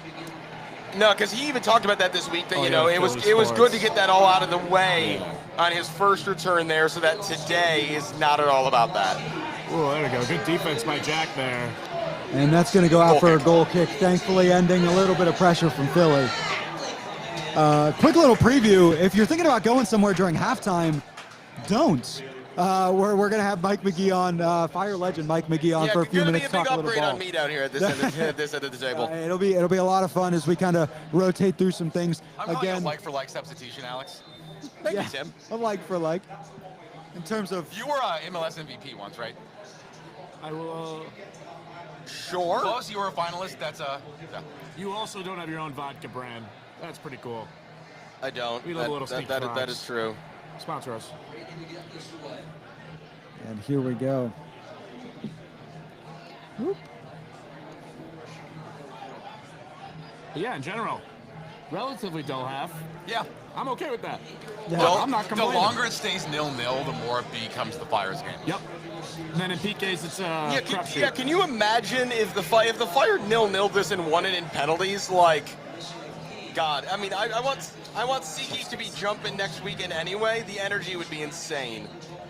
One of the crazy things about this format is you can lose a game by like 8 goals. Oh, that's pretty good from Gutman. Oh, What, hitting it off the guy's face? oh, sir. Oh, So here we go. All right, here we go. All the way over. Marin. somebody shoot. Anybody please take a What shot. are you doing? Oh, my God. What is going on? What am I This is a watching, mess. gentlemen? It kind of feels a little bit like it was a rugby game for about a half a second there.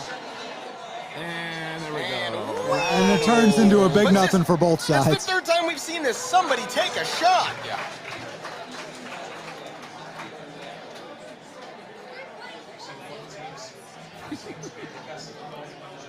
You know, I hear from the crowd here, guys, keep playing footsie, or stop playing quit footsie. playing footsie, Quit yeah. playing footsie.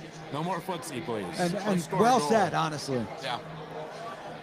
From the mouth of kids. I Yeah. don't know how that kid was, but Nobody shoot talks better than children, I can tell you that much. They just have a way of cutting through Hey, it all. John.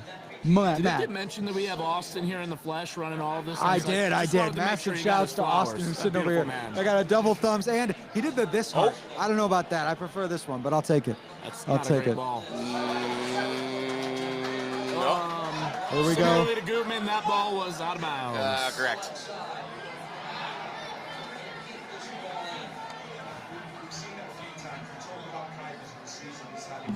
What a day. I mean, we're talking, what, 45 seconds between ball goes out and throw in here? Yeah, they are. Nobody wants this game to continue. Both sides are just looking for half at this point. Yeah. They look gassed. We're Everyone over looks under gassed, on I can't stoppage lie. time, 30 seconds. Yeah, I was going to say. Three. You think 3? Yeah, It should be you three. always think it's going to I be think less two. than it It is. should be gentleman's 3, but two. it'll be less. It'll be 2. Yeah. I could see it being. 2 minutes. 2 minutes of extra time. As I was saying. We're getting back into How it is here. Kwame's Cadiz doing? Are they in La Liga? Are they second division? Second division, and it doesn't look like, from the last time I looked at the standings, that they're likely to get promoted. Poor guy. It'll be 2 minutes of added time here.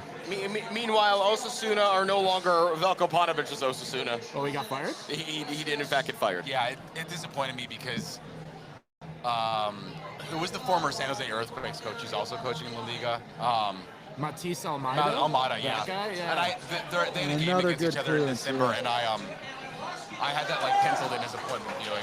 Guys, Philly looking a little dangerous here. So where do we think Pano's going to fail upwards next? I'm thinking like a second division Bunda, like Germany team, maybe like We got- Well, I could totally see him in like an FC St. Pauli, even though they've been promoted, like something like that, you know? Bit of Or a- go back to Wigan. That was Oh. a Reading.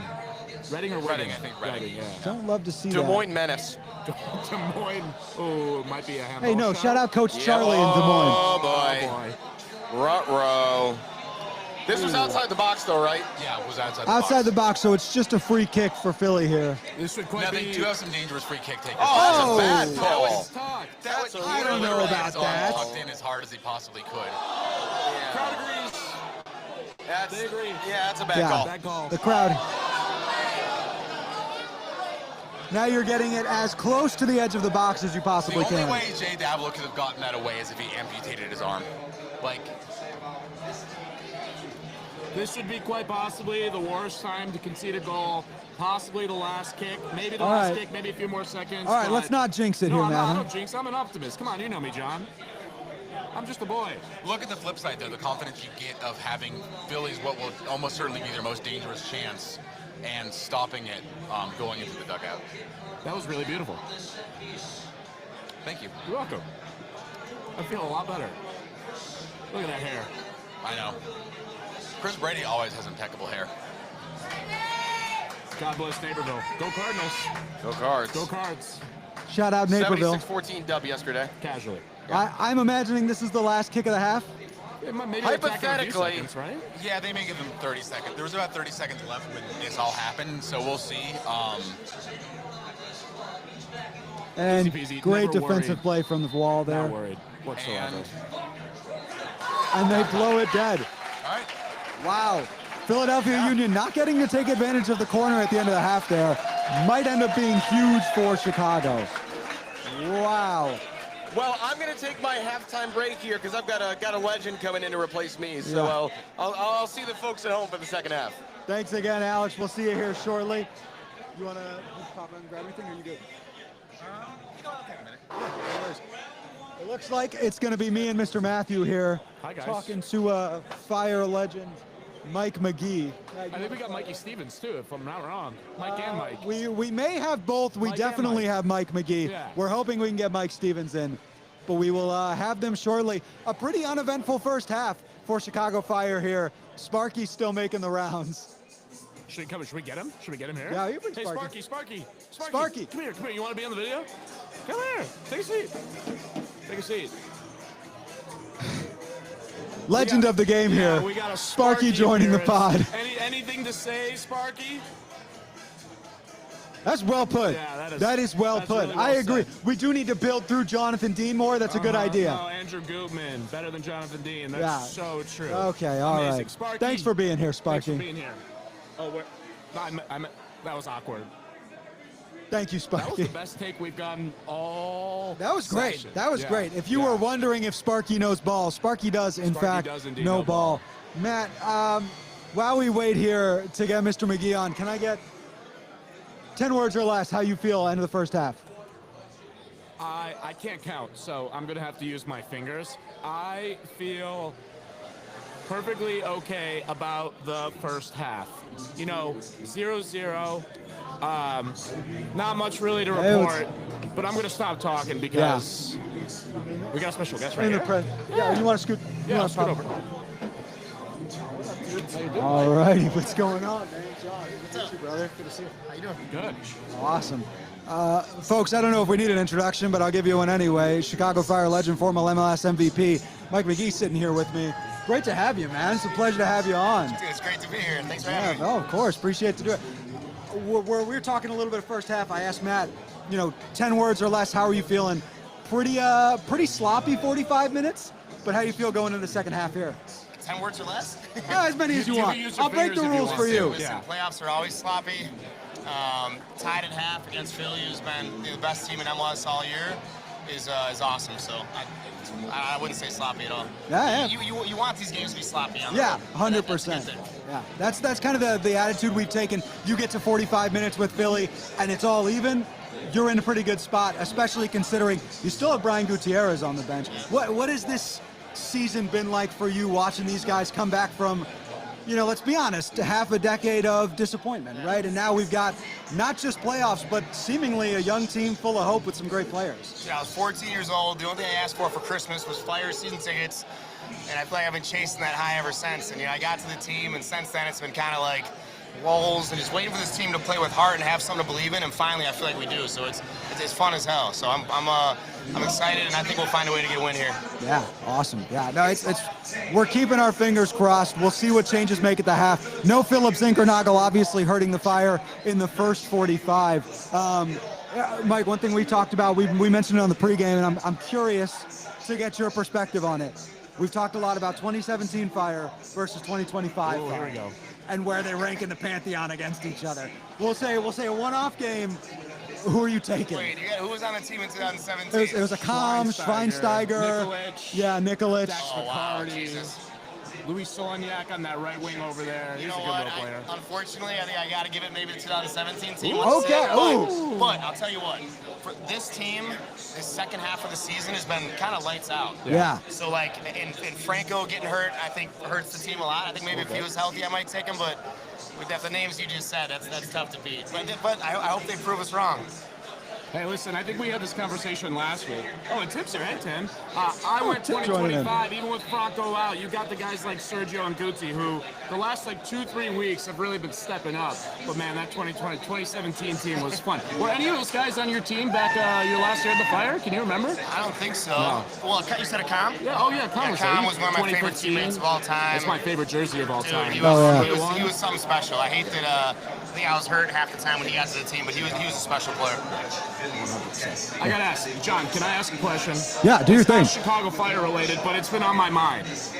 I want to ask you a question about TST, Sneaky Fox's performance. How do you feel about the performance of Sneaky Fox, and what do you need to take that next level next year? I watched every game. Big Sneaky Fox FC It fan. sounds like Matt's tried to work his way to get in. Matt's like, do you need somebody who didn't play high school soccer? Do you need a guy who can give you exactly 1.5 minutes off the Yeah, bench? and yeah. give So you I'm nothing in that gonna 1.5? break some news, which might get me in trouble, but Okay. I've been trying to get permission to use Fire 2 players for the tournament.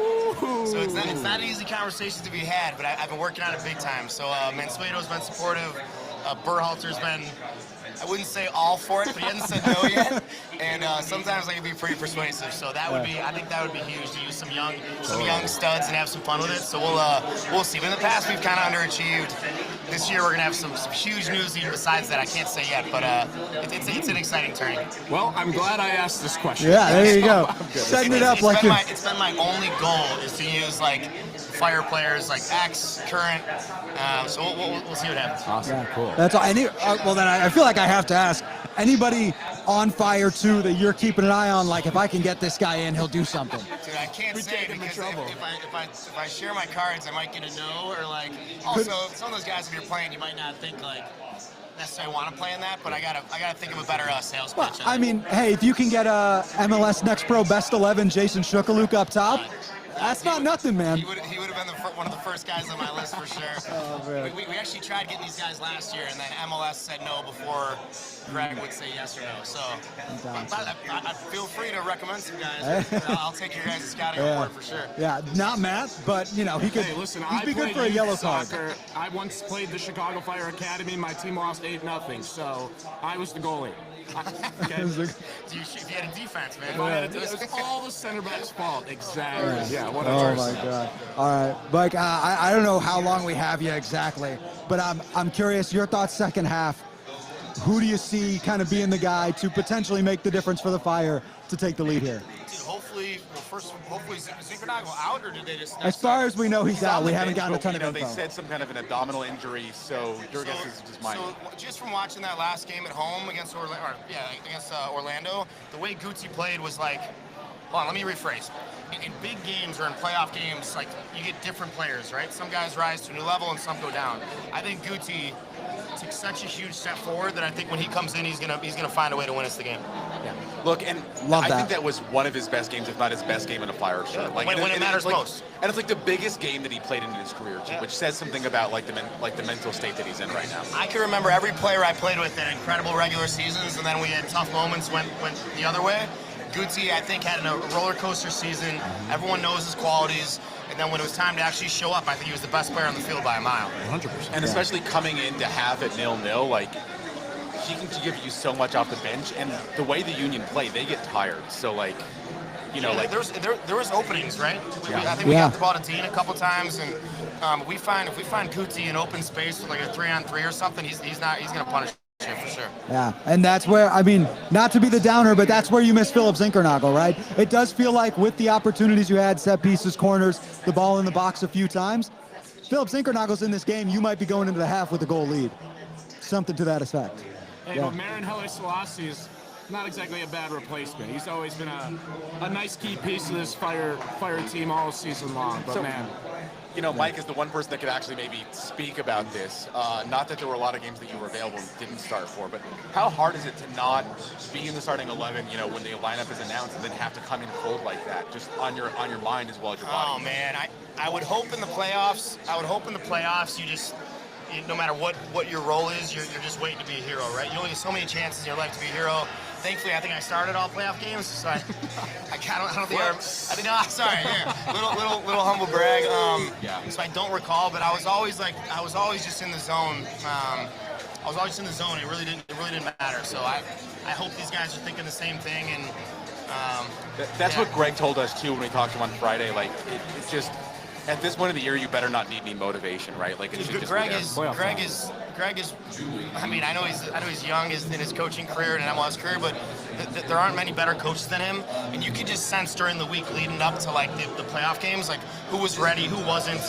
Who like you set the lineup in playoffs. It's not like an hour before. It's just a couple days before you know what your role is, and you could tell guys that were like pissed and bummed and like they weren't ready. They're not going to play. You know what I'm saying? And then the guys who just didn't give a shit and just got on with it and were ready for whatever their role is, and those are the guys that come in. So Yeah. I really can't imagine Greg allowing a culture in which a guy's gonna like come in who is whining and gonna let the team down. So it's just not gonna happen with Greg as the coach. And like we saw that from Gucci, right? Like he was on the bench and was subbed off at half against Toronto, I think. And then like he came in, he got his first start in a couple of games, and like he just looked like he belonged there from kickoff. Dude, exactly. He's young, so it's Yeah. gonna happen.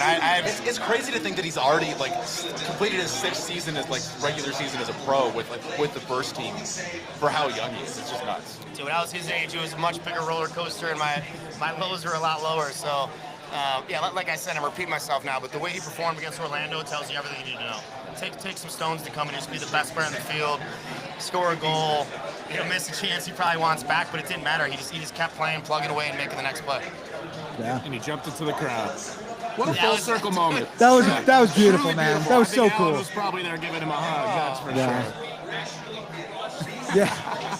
Actively crushed. That's cool. Yeah, that was Alan saying he was crushed and forgot to breathe for 10 Let me seconds, ask you which guys a question. Did you guys think in a million years before this season started or halfway through last season that we'd be playing the, by far, MLS Supporter Shield on the road in a playoff game and just dead even with them. Would you have guessed that would be possible? 12 months ago, no. No, it wouldn't even have been top of mind. It was, can you squeak into the play-in? Yeah. And now 53 points, 66 goals. It's night and day, man. And dude, it's just a culture. It's a culture Yeah. thing. And what Greg is brilliant at is creating that culture. And whether or not he has the right players or wrong players, he demands a certain level of professionalism and Yeah. demands a lot. And the guys are obviously putting the work in, and this is the result. So it's I know it's a long time in the coming, but it's really cool to see the Fire playing this way because we've all believed in the team for so long and felt like this day would never come. But I think this is the start of a long run, many years of a team that's competing and making us proud. Yeah, without a doubt. Juice on that? Oh, just like, and how much of the improvement came from guys who were already on the squad, right? Like you Yeah. go down the lineup of returning guys, like Andrew Gutman had a career year, you know, like you had, like, up and down, but one of the best years offensively for Brian Gutierrez in his 6th season. Sergio Orahel had 11 minutes in MLS, hadn't seen the pitch in 2 years, and he started, I can't remember how many games, and looked like he belonged there the whole time, which is just incredible to see. Yeah, they introduced new guys all season. Dude, it's not easy nowadays in MLS to take the roster that we had last year, no offense to where was on that roster, and then turn it into this. It's not. All good players are usually signed to teams for years. So he got some guys in. He made the best of it. And like I said, created a culture where guys are getting better every day. So I just think next year, the year after that, and going to that new stadium, I think it's gonna be fun for a really long time. And today is just the start of it. Yeah, 100%. Mike, we'll let you get out of here, man. I think we had 5 minutes and took like 10, but... Yeah, Jameson Station might be closing soon over there. Yeah, get yourself... Thank you so much for being here, man. It was a pleasure. Ladies and gentlemen, Fire legend Mike McGee, MLS MVP, all-around cool guy. He didn't tell us to say it, but shout out Sneaky Fox Vodka, right? That's something to keep an eye on there. And yeah, just massive thanks again to Mike McGee for joining us here shortly. Did we have anyone else? Or just Mike? I think it's us. All right, I think it was us. Come on down. We'll get our fellas back in here. Get ready for the second half to kick off. I think we're just a minute or two away here. And if you didn't hear it in there, Mike McGee predicting Brian Gutierrez coming on and scoring the eventual winner for the Fire, which, guys, I don't think that's far-fetched. Tim, are you expecting to see any changes at the half? Greg has historically been a guy that, one of the criticisms against him that I think is fair, has been that he waits a while to pull guys off the bench and change things up. It'll be interesting to see if that's the case in this game, especially because there was already that one unexpected change with Zinkernagel coming out late. Yeah. But honestly, the lineup that he ran, it didn't look bad, and I think you almost want Guti to be coming in against solidly tired legs.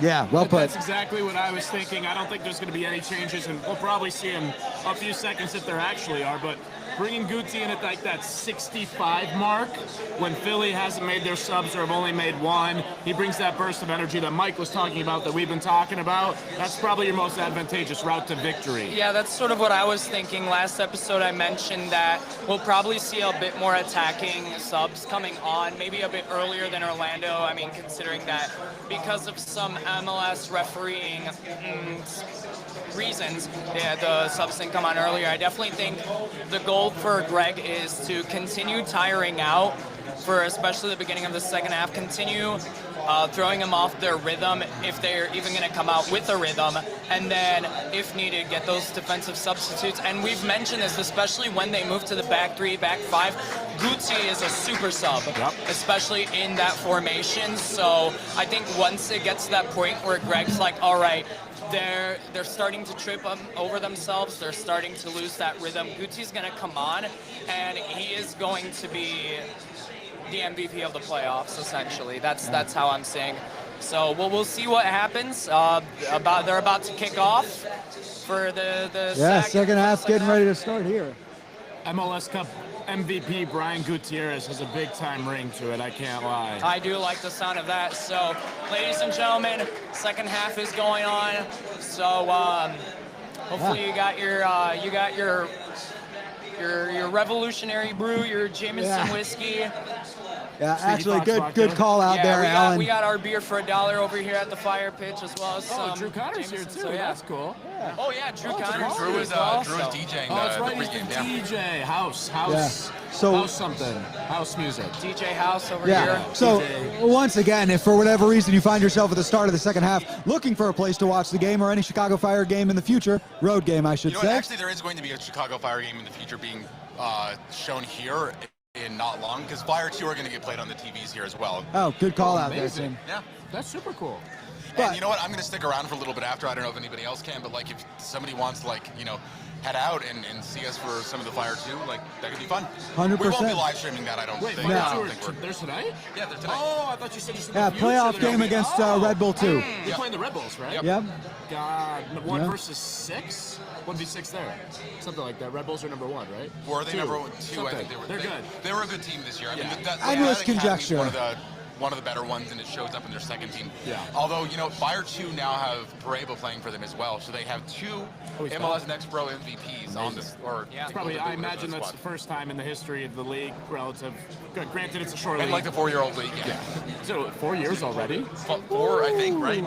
Something like that, MLS 4 or Next 5, Pro. I yeah. still remember Jean Duran, CF2 legend. Oh, Jean Duran. John Duran, let's wonder not. how He's playing in Al Nassr, right? No, Galatasaray. No, yeah, he was loaned to Galatasaray. As Philly again getting in the box but not doing much I with know. I it. just want to see him in a room with Jose Marino, and I want to see how that's There's like, just what those Captain Jack. conversations are like. Corner coming in for Philly here. While we're waiting on that, do want to once again say a huge shout out to Endeavor Health Fire Pitch for having us. Second Star Tavern here. Jameson doing a really cool activation. Mike McGee for coming on and hanging out with us. And again, dollar beers. And so if you're looking for a game to a place to watch a Fire game in the future, a road game, obviously if you're not at Soldier Field or SeaTac, wonderful place to do it. Would highly recommend. Really great folks here. Thanks again for having us, guys. I've thought about having my birthday here, like doing a little birthday party. So It is great for events. It's great for events. Alan Yeah. birthday live stream live at Second Star. That would be Alan's birthday extravaganza. We just talk about how much we love Alan. Yeah. Alan just wants there to be the possibility of Sparky showing up at his birthday party. Oh my days.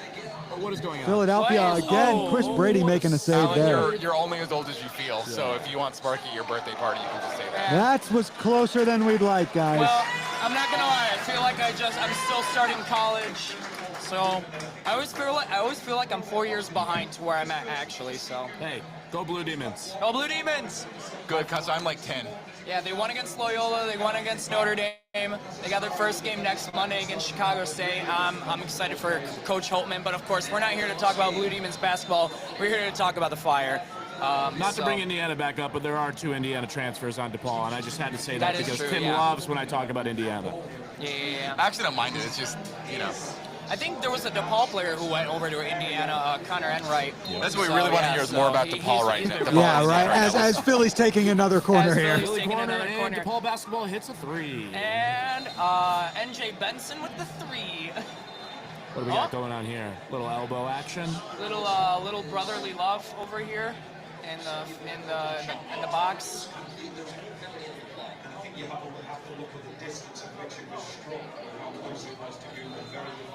And here comes the corner. Cleared off the line again there. And that's where you have to think, if this keeps going the way it is, Philly's just going to end up frustrated, which bodes very well for the Fire. And especially bodes well for Brian Gutierrez in attack whenever he comes on this I game. will say this, the Union are doing a better job winning second balls in this half than we saw them in the first half. Yeah, Handball? 100%. No? Couldn't have been much worse, to be fair. Yeah. That was good from Sam Rogers. It, Great sliding recovery. And the kick is no good. When after school we have like intramurals for our middle schoolers, and they love playing soccer. And whenever the ball goes over the bar, I always just go, the kick is no good. And the kids are like, really? And I'm like, yeah. yeah, Cody Parkey. exactly. As we're going to transition a little. Yeah, man, Bradley Carnell's fit, he just looks like a 1970s tennis coach. I think he's a guy who knows he has a problem. I don't know why. He reminds me of some English manager, where it's like, He looks how Jesper Sorensen's name sounds. That is actually. Oh, here we go. oh, here we go. Opportunity here. Here we go. Oh, Jonathan Dean just a little too far behind. And he recovers it. Really great move from Kwame, though. All right. That's gonna so be a when I fire say that the Fire corner, needs no? to shoot more, I didn't actually mean it like that from there. But, you know, I guess B for effort from Jack Elliott on that one. But you know what, Tim? An attempt was made, so we can Jack at least. Elliott really just wanted his vengeance goal. Yeah, he wanted he wanted them to go down with the ship. Yeah. Yar hard. We're just trying to work in more Captain Jack Yeah, references. I'm just trying to work in more pirates, Captain Jack references. We'll figure some out. Fire kind of immediately more aggressive here, no? That we're seeing a Yeah. much higher line. All three members of the forwards kind of getting I in think, there. I mean, genuinely, I think it's we're slowly just Here we figuring go. out the Union. They're slowly getting more and more tired, and the Fire are slowly putting their foot down on the gas. Now, something we're also seeing really well from the Union is they are starting to keep a couple more numbers back a little bit. I think it may just be guys that are not getting up as quickly as they did in the first half. So that may be a good sign. There we go. We got a little lucky break there. So it looks Hello, like maybe good there are morning. some issues with the pitch just not being... Can't give up on that. Nothing like seeing the ball go straight from one goalkeeper to the next. Yeah. With like basically no touches in between.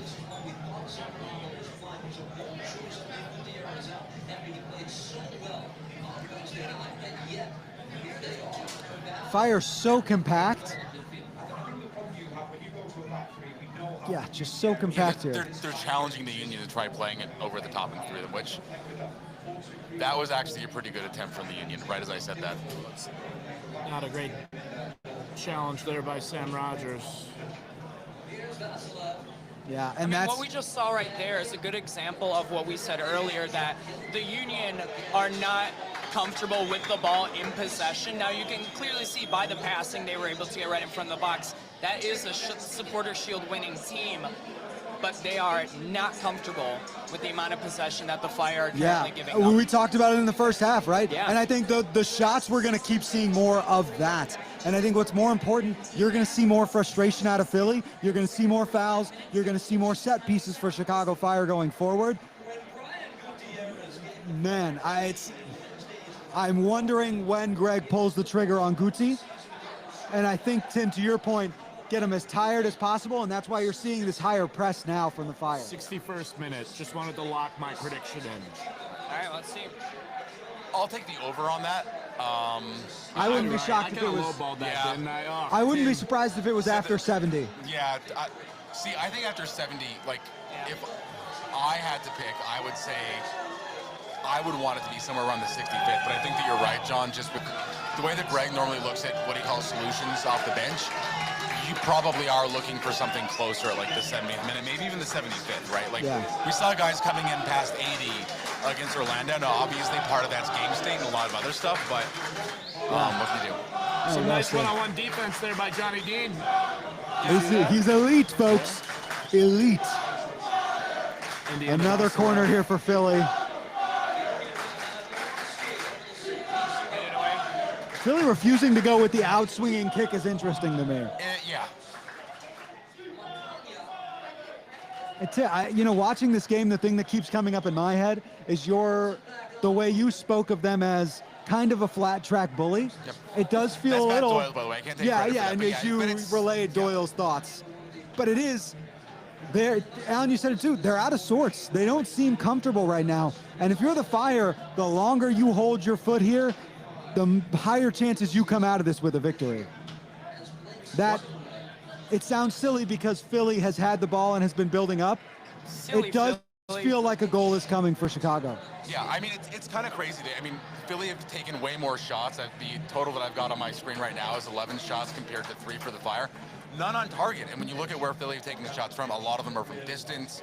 A lot of them that were not from distance were happening at a time when, like, the Fire's defense was as set as, like, old Jello. Like, it's been pretty comfortable defensively on the whole for the Fire, which is a little surprising. Here we go, Fire in Has transition. Tamarino actually touched the ball? Like, knock on wood, he doesn't, but does he have a touch yet?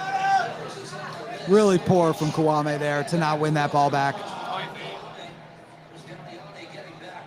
And that's where I think you lose, even just not in having Sergio Orahel. I think that's a ball Sergio Orahel keeps. Yeah.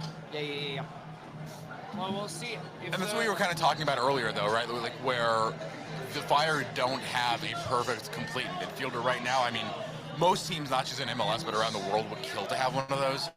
But especially since the loss of Franco, like you've got different clubs in your bag, but you're not going to just take one to a game, right?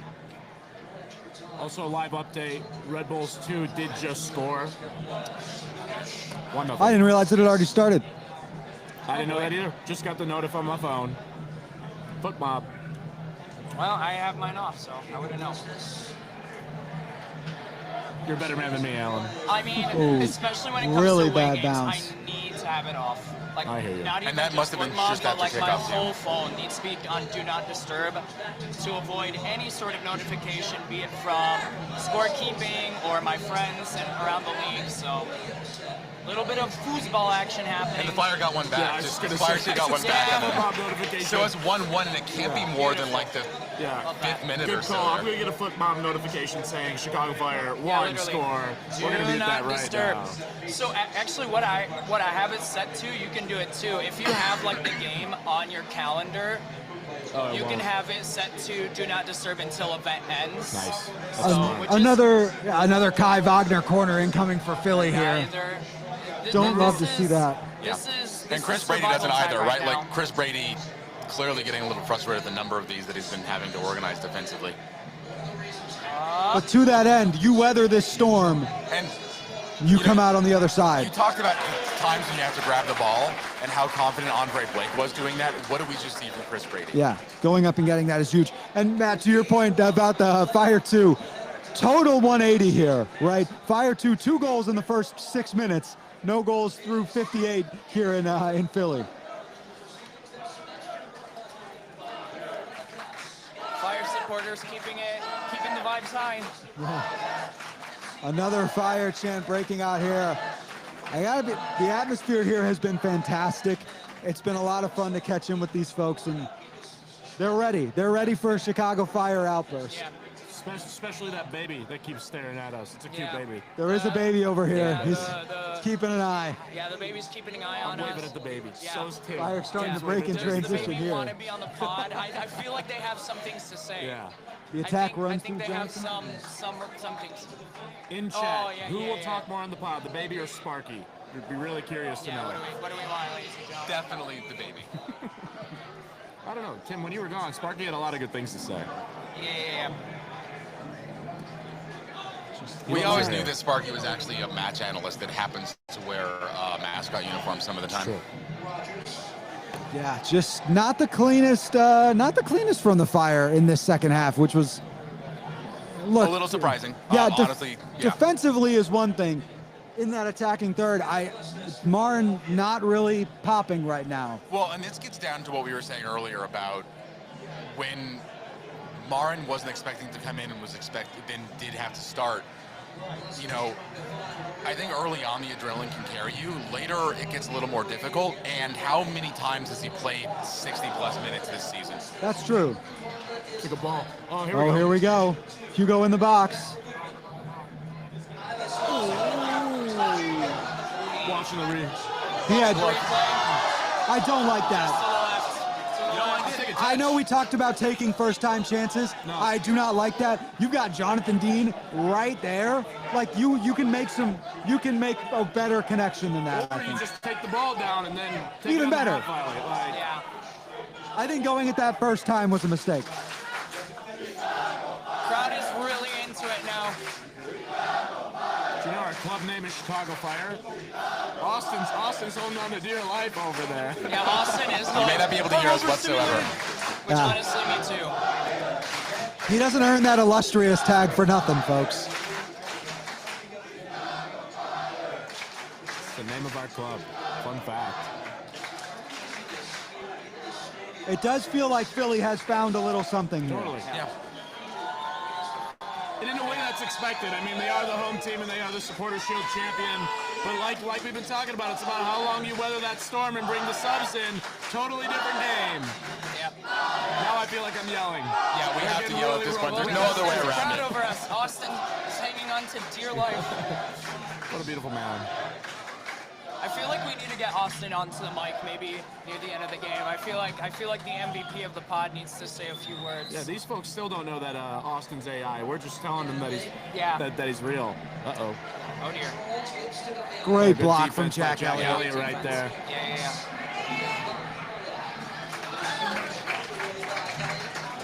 I mean, this time right now, it's crunch time. Like I said, they got to take down the momentum from the second half of the Union, break down their rhythm, and then we'll probably get some subs in there, and we'll see what happens. And I think we're seeing right now that the Fire are actually getting tired from this style of play.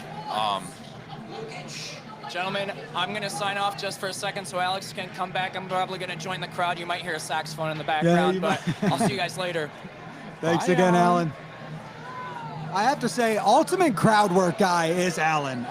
Nobody knows how to get people hyped up the way he is.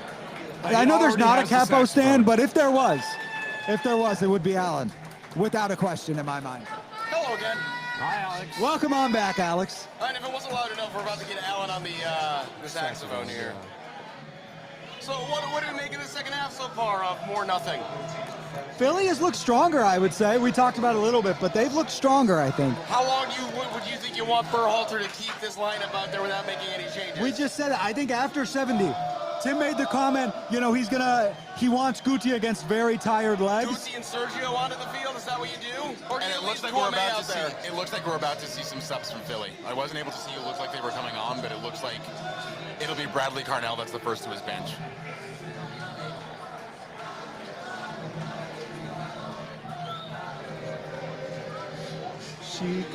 Chicago. Is that our boy Jean? What's Danley Jean-Jacques, What a a name. man with a first name that sounds like a last name and two last names that sound like first names. Yep. French? Haitian. Oh, Haitian. He's a Haitian, They speak Haiti French. international. I can't believe he didn't even play advantage there. Wait, that did get stopped, huh?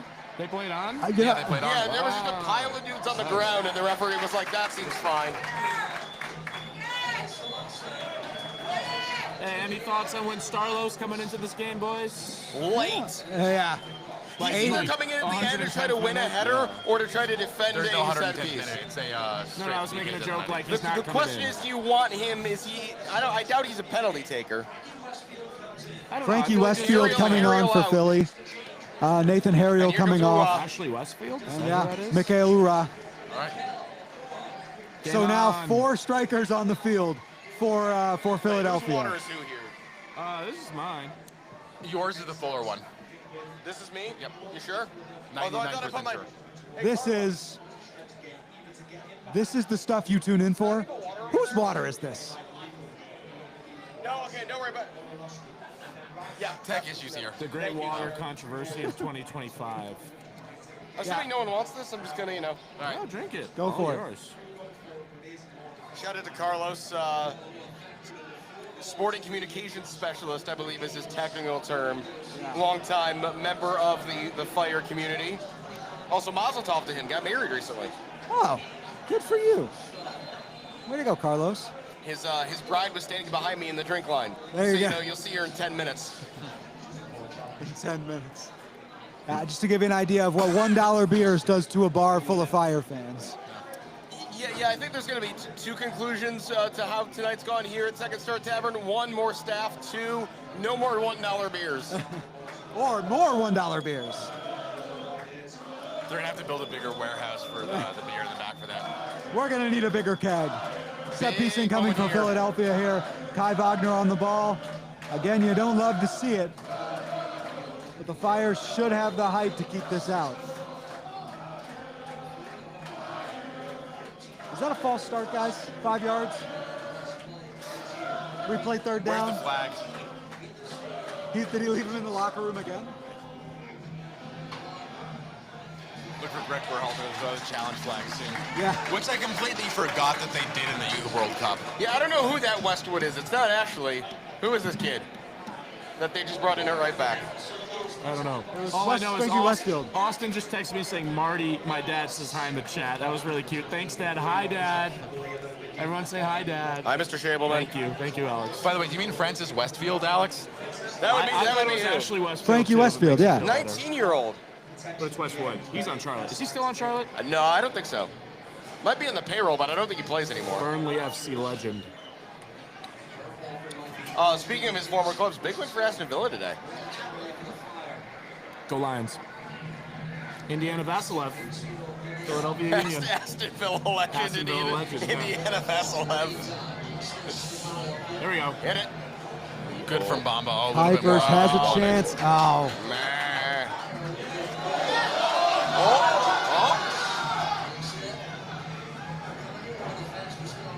It's disappointing. amazing that Kuipers is still running on that field.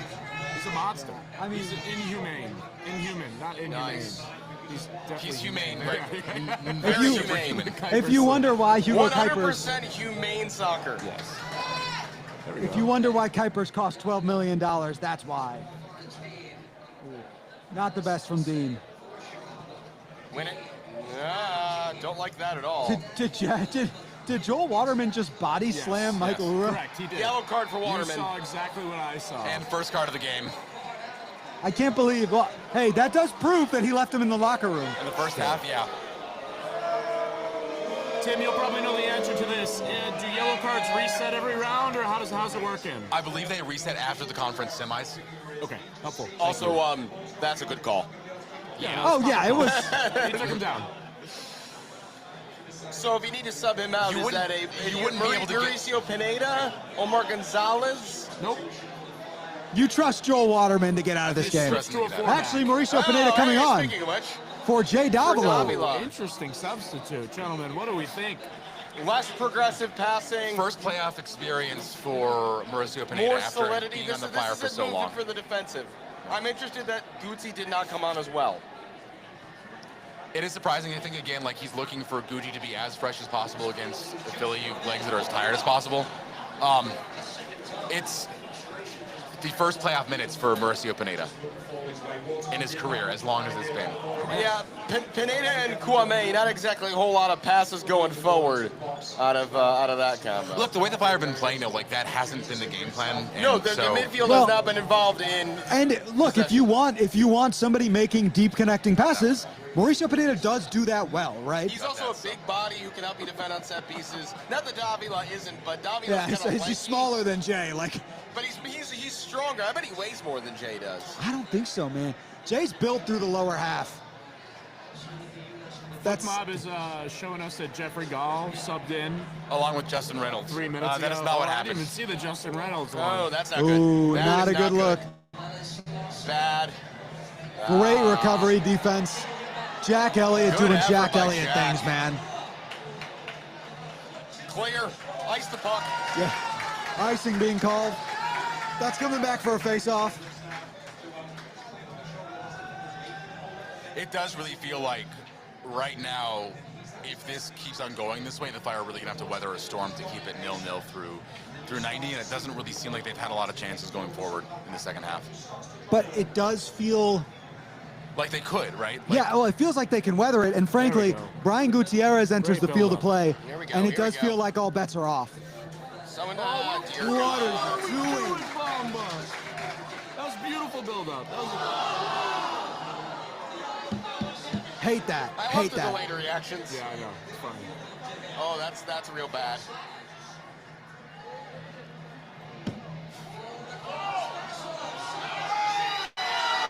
And Indiana Vasilev scores. Yeah, not great. Not great. Not Indy good. Vasilev Guy puts it in the was- back of the guy net. said it wasn't important in possession and wasn't out there to be the goal scorer. I hate Aston Villa. He hasn't had a lot of possession, but look, he do that, All and right, that's what people now remember. I think I would like to see a double or triple change. Gucci, Orehel, and You ask Philip Zinkernagel if he can play. you need at least Gucci and Orehel now. Get out of the back four. Yeah. Get out of the back five. Go back four. Yeah. The question is, Rogers has had a pretty good game. I think Joel Waterman's clearly the better center Yeah, back. do you take Waterman out because of the yellow or Rogers out because you'd rather Waterman generally? Just brutal. Bad by Sam Rogers on this particular occasion. Yeah. Rogers, I mean, you don't want to blame one guy for a goal like that, but Just totally loses him. He was out of position. And then lifts his leg over the ball. That's just bad I luck. mean, yeah, that's bad luck, but He was doing the right thing to defend it, Yeah. but after he was out of position to get back, but what can you do? I almost wonder if that is better if you don't attempt on the ball like that, because Chris Brady has a clear line of sight. I mean, it was a quick moving ball and from Philly. I don't think that you really get yeah, no, a lot of extra no time. subs. But yeah, I'm confused why Brian Gutierrez is not in this game. He's probably warming up. Hey Tim, we might now actually see Barlow in this game. Who knows? Yeah, I have to think Gutierrez and Orahel. So Again, you got to go for it now, though. this does. So like we talked about this before the game of like there's a game situation where if you're down a few goals, maybe you don't go for it just because you know you've got a game at home next week. I think that in this game where the Fire clearly were holding their own and then suddenly it feels like are not as much. I think this is the point where you have to Make that decision.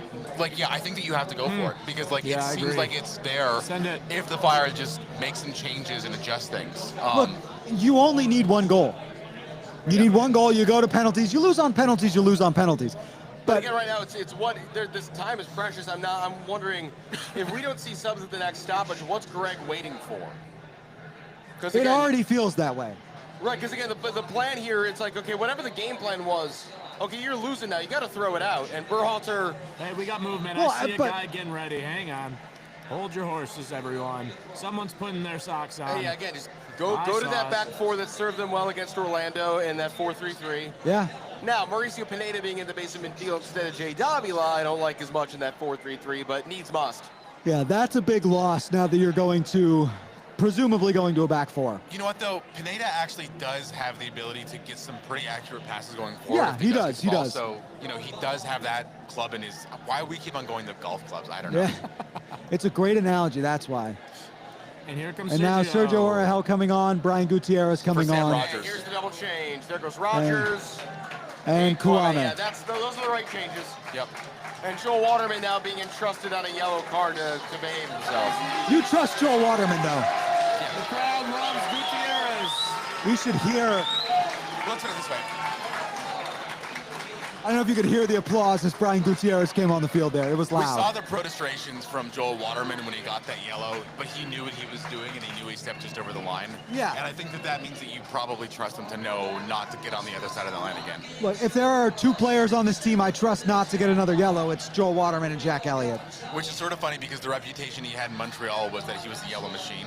It's fine. Yeah, can you knock on wood, John? I remember playing Joe Waterman. That guy was crazy. Please knock on wood. He's going to get another yellow, but thank you. Also, makes me feel this better. game is proceeding to my prediction, and again, I apologize if I end up being right. It's proceeding to ours, too. Philly had to score, so. Yeah. I don't love boy. how Yeah. the spacing There we here. go. There we This go. is where you want Gucci. Oh! Oi, oi, oi! Hey! No card there, really? Sorry, Alex and I could hold ourselves in that one. We, finally see a card for Philly.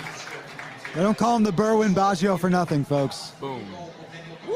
Yeah, that's got to be a card. I'm sorry. At What are this we stage, doing? at Oh, this- I didn't see him issue it. Oh, It took him you a go while. on? I think Sergei Boyko was looking the other direction, so he needed to hear from the assistant referee. Okay. Man, his first touch looks so good on the turn. What? Yeah. Yeah, boy. Oh, that is a lot of space. That's now, you not can good. see right now, yeah, like the Fire playing further up, that leaves a lot more space in Might behind as for well. Philly. And another goal for Philly there. That is tough. And there's Olaski. What Okay, a now the fantastic- decision, if you're the Fire, do you go for this? Or do you get Kuipers out of this game and get Bamba out of this game and say, we'll see on Saturday? You got a week off. I don't see why you would. If it was Wednesday, I agree.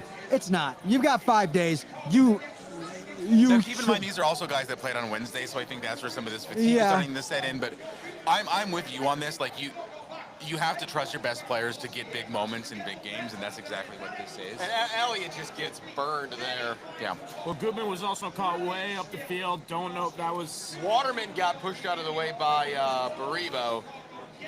Watch right there. Yeah. Man, I and don't, when know, it I don't think that's enough. No. when I it don't think rains, is it pours. Red Bull too just scored as well. Who got the assist? Right? No, Right side, they did just refer to Chris Brady as one of the best goalkeepers at MLS. So That would be because he is. Once again, right to Dream Academy football clubs. Why did you recall him from San Diego to sell him to a different MLS club? I blame FC Nordjylland. yeah, Well, Ironically, right after the broadcast said that Chris Brady is one of the best goalkeepers in MLS, which I think is generally true. 2 shots on goal for Philly, 2 goals. So it's kind of in a rough adage, but commentator first. I mean, but the first one, you're screened by your own guy. It's a quick shot. That's you're putting it top shelf in the Okay. far corner. Okay. Nobody's Oh. making that save. and Bamba just very close right there.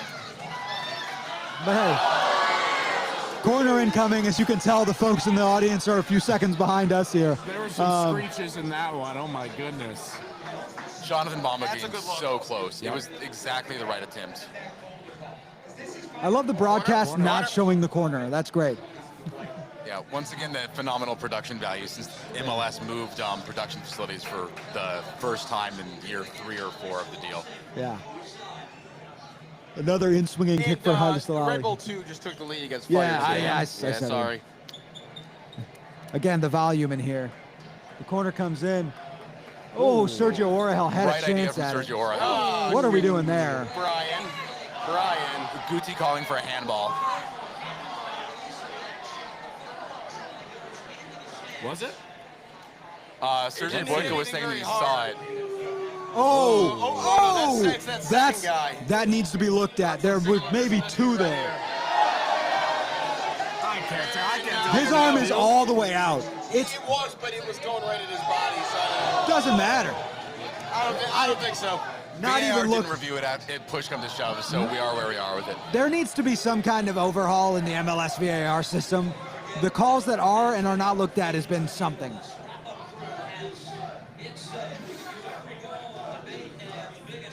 We're getting some anti-referee chants here at the Fire pitch. Some ref you stink Yeah. from the Come on. crowd. Fire 2 scored again. Just saw the notification. This is fun. Now it would be great if Fire 1 could score. Yeah. Bring on Tom Barlow. Put Jonathan Dean up top. There we go. Oh, here we okay. go. Okay. Oh, just a great save from Probably Andre Blake passing that there. off. Who was that? Guti? That was good. You took the shot.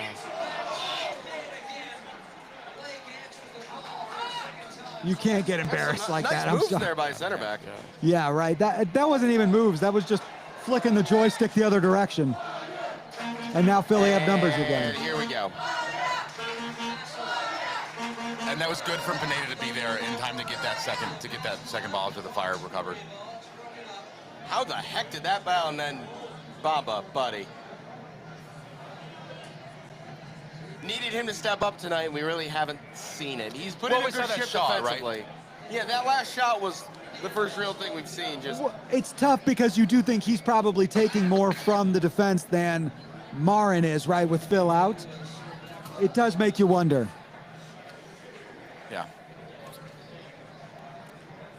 and again, with 10 minutes plus stoppage time to go, Fire have made 3 changes.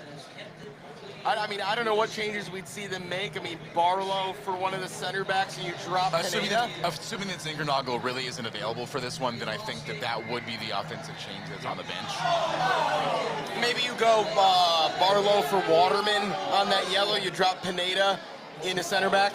No, we haven't seen Pineda as a center back under Greg Berhalter all season. So, now it is something we saw Or would you previously. bring- We have seen Jay Davila play center back in a pinch, though, right? Would you bring out Dean just because he's shorter and you want more big dudes for set pieces? I'd like to see Jonathan Dean at center back personally. That's what I vote for. Pass. What do you think of that one, John? Jonathan Dean at center back. The way John looked at me, seen that face before. In happy news, the Dallas Cowboys gave up over 40 points to the Denver Broncos. Yeah. Oh, wow. 40 points to the Broncos. 44-24 final. That's crazy. You know what would make me happier? The Bears not losing to the 1-5 Baltimore Ravens. All right. Let's focus on the loss at hand, huh?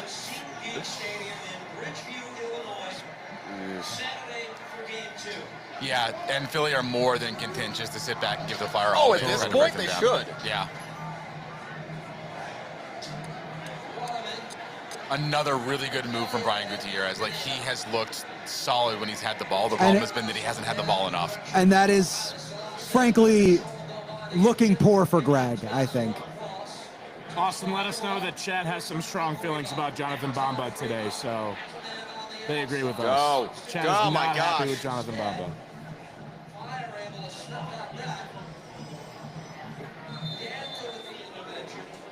Yeah, that's tough. I'm seeing in the chat, was it Reynolds on for Dean? I guess, right?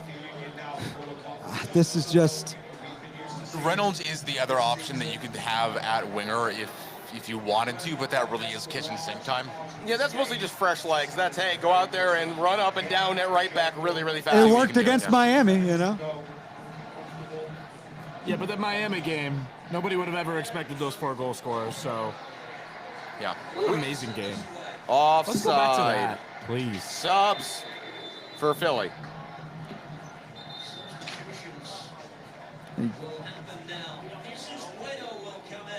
Jesus Bueno coming on for Lukic. Jovan Lukic. Jesus good. What a name.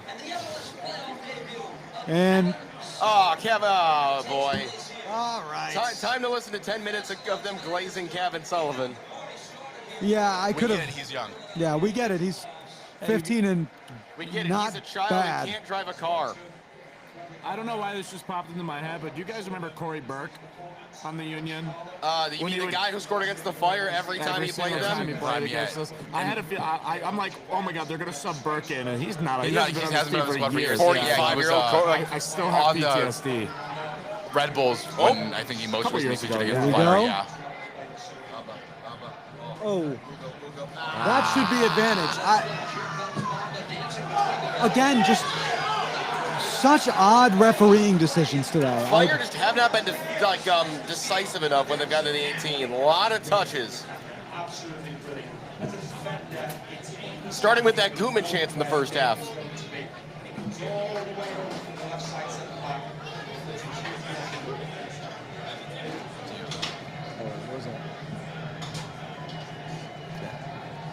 Let's see. Another in-swinger from Marin. Oh! That gonna count? Wait. I think that There it is. There it is. Jonathan Bamba.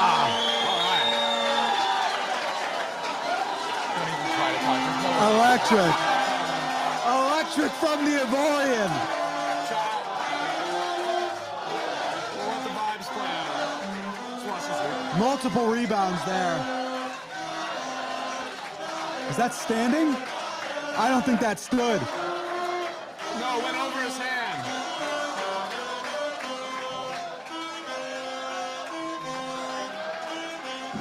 Andrew Gutman assisting the playoffs somehow. Philly calling for an offside essentially here. By the way, Jonathan Bamba heard what people were saying about him in the chat. Yeah. How old So- is Andre Blake? He's got to be, what, 34, 35 now? Older than that, I want to say. Wow. He's been in the league for a long And look, time. you know, Older than me and younger than Tim. Yeah.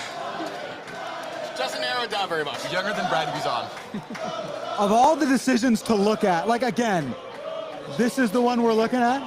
They do No, they spin do it. We're and good. goal. I mean, Good goal, they yeah. do review every goal. I mean, to be fair, like Some just take longer. And now, hey, you've got probably about 10 minutes. 10 minutes to scratch another. Tom Barlow. We're going to shake up Gimme. the soccer world, boys. Is that your call for Tom Barlow? Yes. And Fly former Mike. GM too, but Can we teleport Mike McGee to Chester, Pennsylvania? yeah, where's Mike? Mike, super That's my sometime. goat right there. Jonathan Bamba. Way to go, buddy. That's funny. A question I was going to ask him is how long you think he'd last if he was subbed in? 10 minutes, 20 minutes? You know, he looked pretty good during the soccer tournament. It's true. Wasn't he coaching? Yeah, Oh, he played the first year, right? Yeah, he doesn't really I think play it was anymore. coach year Yeah. too, yeah. All right, let's see what we can do. God, if the Flyers send this to penalties. Having heard from some people that were around TSC for one reason or another, it seems like the real endurance isn't so much the length of the games, which are shorter in that format, but more what happens after the game that really causes people to Yeah, show what can you they're play really two good at. soccer games in 3 days Yes. while you're on a bender actively through the entire process? Yeah, exactly. You can. It just won't be good. For the narrative, we need this to go to penalties and Chris Brady to save a Kevin Sullivan PK. True. MIR TST team, question mark? MIR TST team? Yeah, they would accept sponsorship of $0 and have other people play with our sponsors. Austin in goal?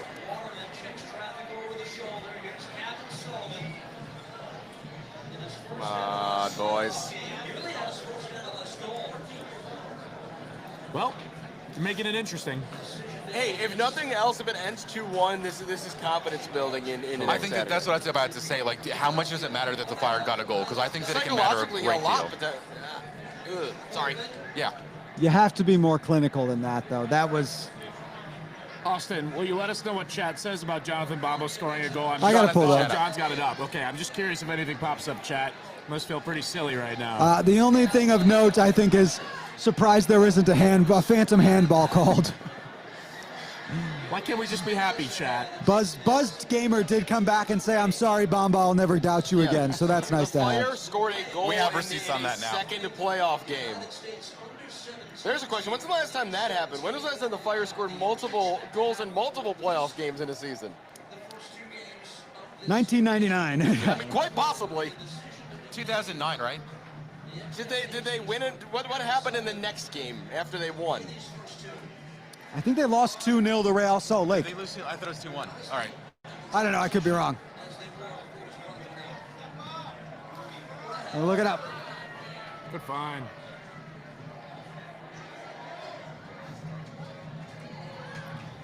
Brian Oh, it Gutierrez went to is doing it. penalties. He's just on a mission, He's a beast. trying to do a little too much. Yeah. So this is the first time since at least pre-2009.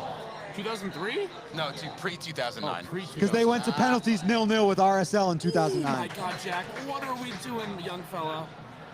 They call it back. That makes sense. Did you just call Jack Elliott a I call young him a fella? young fella, man. He's definitely older than No, you. 100%. Well, actually, he's what, 29? How about that? Yeah. He is 94. Yeah. He was 1994? 94 years young. 30. He's 30. Yeah, he's 30. Wait, so he's not actually 94? No. 95 birthday, August 25th, 95. He's Come 4 to years talk older. Makes ball. him roughly 2 years and change older than me. Stay for whatever that was. 26, 27? I'll be 32 in a week. I went the other way. Yes, you Yes, I did that did. math very poorly. Anyway, if the Fire want to get me the birthday present of a win next Saturday, I wouldn't be mad about it. I could give you a firm handshake. Not as firm as a Carlos Duran handshake. that a Those firm things actually hurt. handshake? They physically are Might get a painful. pretty good handshake. That man too, had can't some lie. hands. Yeah. Has some hands, I suppose. Presumably still does. Yeah, they could be gone. Who knows? I haven't heard. Yeah. Yeah. Chat, let us know. Carlos Duran.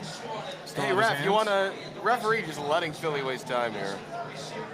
Yeah, he's let them do just about everything else, so. Oh, great recovery from Bamba.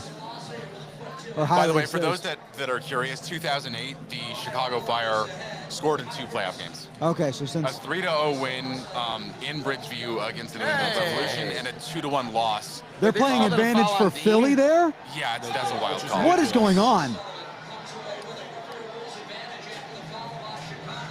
Not 100% sure what happened there. They called it advantage against This the has been. Fire. Something. So what do you think? Like, I would say 4 minutes of stoppage, maybe? Tom Barlow.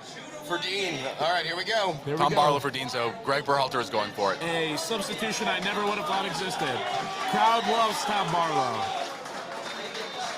And some cheers for Tom Barlow in the crowd. 6 minutes. 6 minutes. 6 minutes, all right. You always undershoot. You always undershoot. It doesn't matter. Like, I said 2 last time. I was on. Did you nail it? Yeah, I nailed Yeah, it. I said it should be 3 and it will be 2. As smart as he is handsome. Koopman in the box.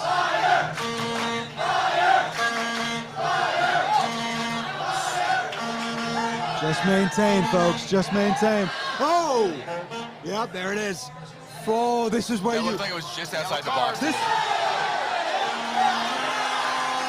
Glasses with the yellow. Hold our reactions to this one. Who takes this? Hugo. This is where you go to Philip Zinkernagel and say, can I get one? Yes, Can I get one? This is where you ask Zinkernagel, can you kick a ball? And Should you we, actually can't because you've used all your should we windows. watch that screen for this one? Or? I think that might be the plan. I think we should ignore it. Yeah. We're going to be in a weird angle for a second, so we okay. can... I'm gonna hang on. Can I So just, like, we're watching on a little screen in front of us. We're all going to turn. You could just... Oh, it's a free kick. I thought it was a PK. No. It's a free kick right outside the box. We're all watching on the TVs now, just for reference, It looked like it was so that about we're on the same page foot as or the two outside crowd. the box, Matt. Well, here's your moment, folks. It's taking forever. Here's the ball game. Check for a penalty? Is that what I just heard? Oh. Yeah, It's they're over. going The to check check is it. over. It's in or outside the- But that's what caused the delay. Okay, that's why you So want. you'd That's why you presume want that some of green. that was some of that would get Bamba's added going back to on. take this, and I think I'd rather Goody. I would I much agree. rather Gutierrez, yeah. Gutierrez had an incredibly Unless it's going to be a clean touch all short day. pass to Gutierrez to set up a better angle.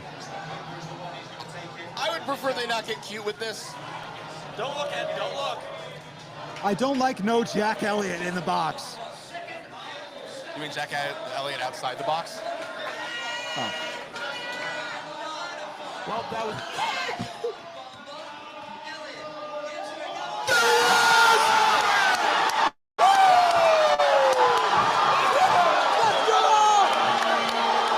It's Jack Elliott!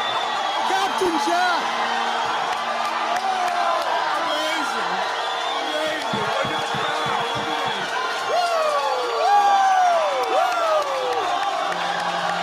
Jack Elliott, baby. Let's go. Who else, man? That's awesome. Who Smashed else? it. Who else?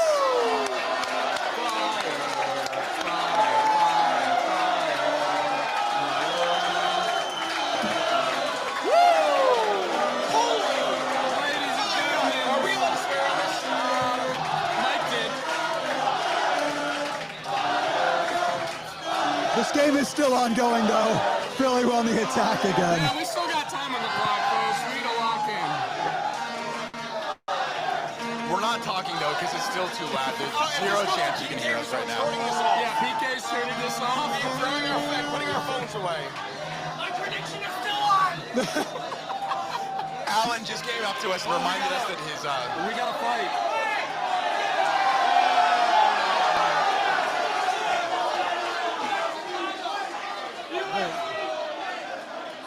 Oh, a red zone! To who? looked like Elliott. Ori Hell just got a red. Ori Hell just got a red. So that's done for the series and game 1 of the next series, if the Fire advance. I don't like this call. MLS doesn't. Do they? I don't think they do Is it- 3-game suspensions. Is for it a not? red, So, not for straight red. so no. he pushes Wagner here, but it's in the chest, not the throat. The referee, I don't think, sees it. So, I mean, look, long term, it can get overturned on appeal. Short term, the Fire appear to be down to 10 men. Jack Elliott. With probably 3.5 minutes to go until penalties. This is, I mean, Now, this, look. this is stupid by Sergio. He should not get involved here. He should let Guti handle himself. But I also don't think this is Now, a red. a straight red is reviewable by VAR. And Guti and Wagner both get yellows. Yeah, well, we need a replay of this. Sergio, Here we go, here we go. Yeah, watch what's so. I that think, seems very harsh calling it a yeah, straight red. that seems pretty.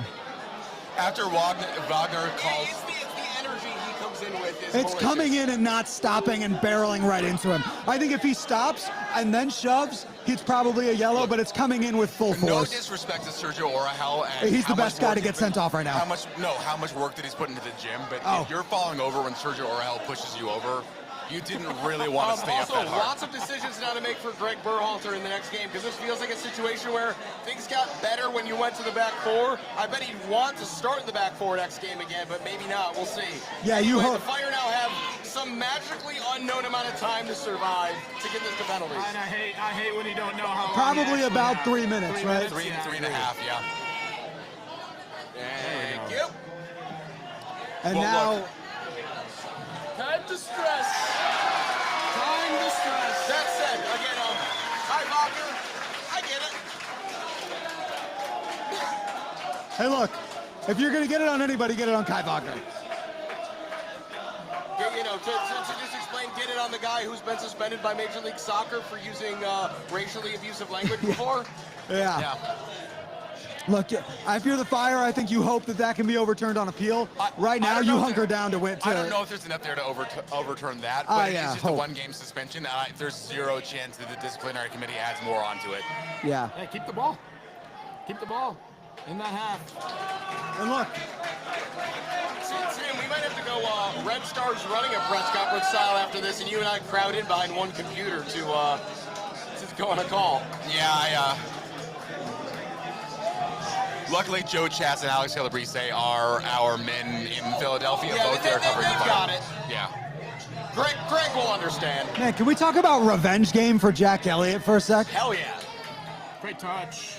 The Fire still have a chance here. No, I mean, on Thursday, Greg will ask where we were and we'll explain. Oh, no. Don't like this at all. I don't like that one, but Why do we... massive from Joel Waterman. Great header. Let's As watch big it. as you can possibly get. And that validates keeping Joel Waterman on with the yellow. Sam Rogers does And not then- make that play. No offense to Oh, he Sam- was offside. Oh, never mind. Yeah, He was not, he was it not. close. I had my times mixed up. Sorry, guys. That's right. I was apologizing because I Game yelled. comes at you You fast, can't man. screw it up now after all the work they did here. And going to an Very well outswinger here, cooked, so- interesting. Ooh, great clearance. Another, wow. Is that Jack? Yeah. Important note here, Yeah, Philly well, just, It was Jack. that was their first outswinging kick of the night. Which is wild. It's absolutely wild that here we are 8 minutes into stoppage time and we haven't seen that. Now we And got they're in going swinger out swinging coming. again Out here. swinging again, you're right. Yeah. They found something. They see something. That's concerning. They see the Fire are down a man. Yeah. They got the look they wanted, but they could not convert. Fire caught a break there. Yeah. He should have placed that ball better. Next time. All right. Anyone's game. That's full time, folks. We're going to penalties here. Just get Wait. Hey, I'll just put it away.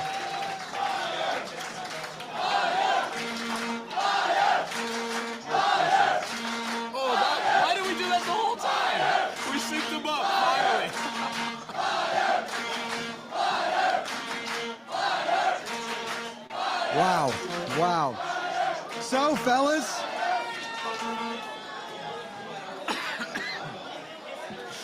We're not all on our phones. By the way, shout out to John, who's been a marathon man.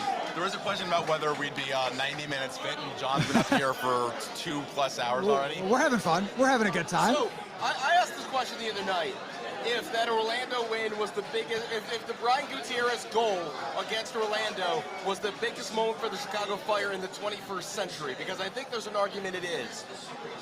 If they win this game, It's the biggest moment. it's the biggest win since '98 MLS Cup.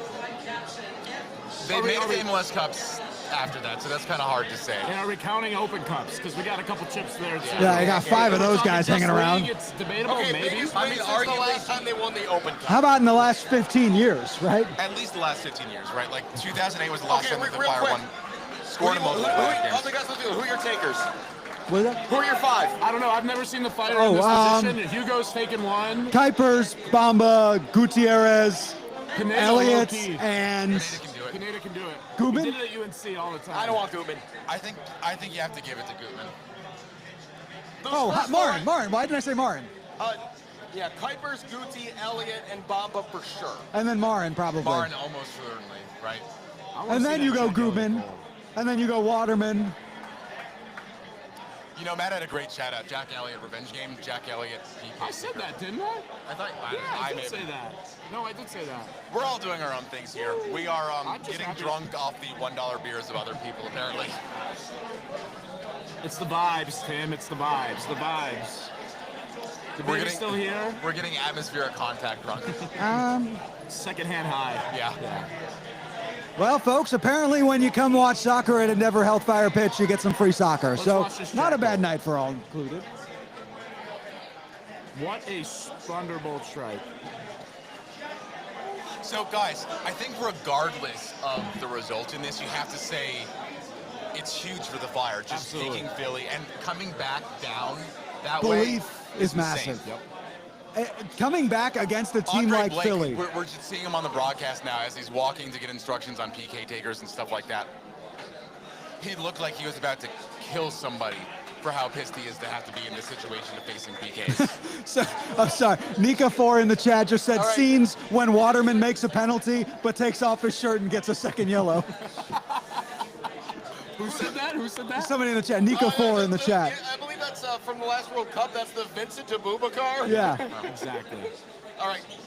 No, it's No, we synced up. synced We synced up. up. We synced up. Oh, We're yeah, good. yeah, look. Yeah, take a look. Maybe like half a second. All right, Brady's in goal first, it looks like. See, Let's go, Chris. this is fun. This is fun. This is fun. Like, this is just fun. Austin, how we Intense feeling in over here. there? Thumbs up. Double thumbs up. Double from thumbs up Austin. from Austin. I bet Austin's glad he could make it today. Is my heart beating a little bit? No, I'm perfectly calm. Thanks for asking. Ice in Matt's veins. I might need to hold Pure your hands in. Indiana creek water. Probably contain mercury and lead and other things. We're ready to start, or is that a What a day here. Right? Hey, keep in mind we're doing this all without Zinkernagel on the pitch. Yeah, So- right. You're getting Philip Zinkernagel for next week's match, ideally. Hopefully, right? I said ideally. I said ideally. And if he's and if you're not, what does this do for you moving Your forward? joints are You can hang old. with these Your guys. joints are old. By the way, Andre. this is one of those moments where you're really glad that you've got a coach with, like Greg Berhalter, with international experience, where you're used to having to train guys and taking PKs. Yep. Yeah. That's an Knockout interesting way to look at it. experience comes in big. Time to do the dreaded penalty kick tweeting. And not look at anything else on the internet so I don't get it spoiled. Yeah. Yeah, I'm turning my phone off. Here we go. Oh yeah, because I'll get a notification when it goes final. What's that? I know. Okay, yeah, there'll be I put notification two when it minutes goes Although I on. guess we have to maybe check the chat occasionally. Oh, I does, don't does know. Tom Barlow take a penalty here, guys? I don't think he's one of the 5. Here we go. All right, I will behave.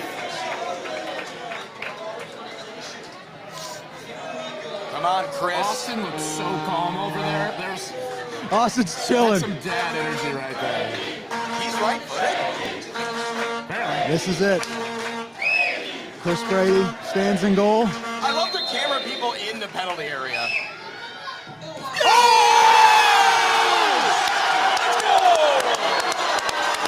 The Dikembe Mutombo. We are 1 second ahead. What a save from Brady. Oh, no, they're ahead. They're ahead. That was no guess. He saw it all the way. What a save. So now they're kind of ahead of us. Is Jack Chris Elliott Brady taking had the not- first penalty? Chris Brady had not saved a penalty of his professional career. Now he's saved 3, including the one in This is awesome. PKs. Jack Elliott going, this rules. I Oh, want to see man. a grass cutter here that like goes into the corner at 1,000,000 miles an hour. There's a Panenka all the way. You know who's got the most experience taking shots on Andre Blake on the squad? Jack Elliott.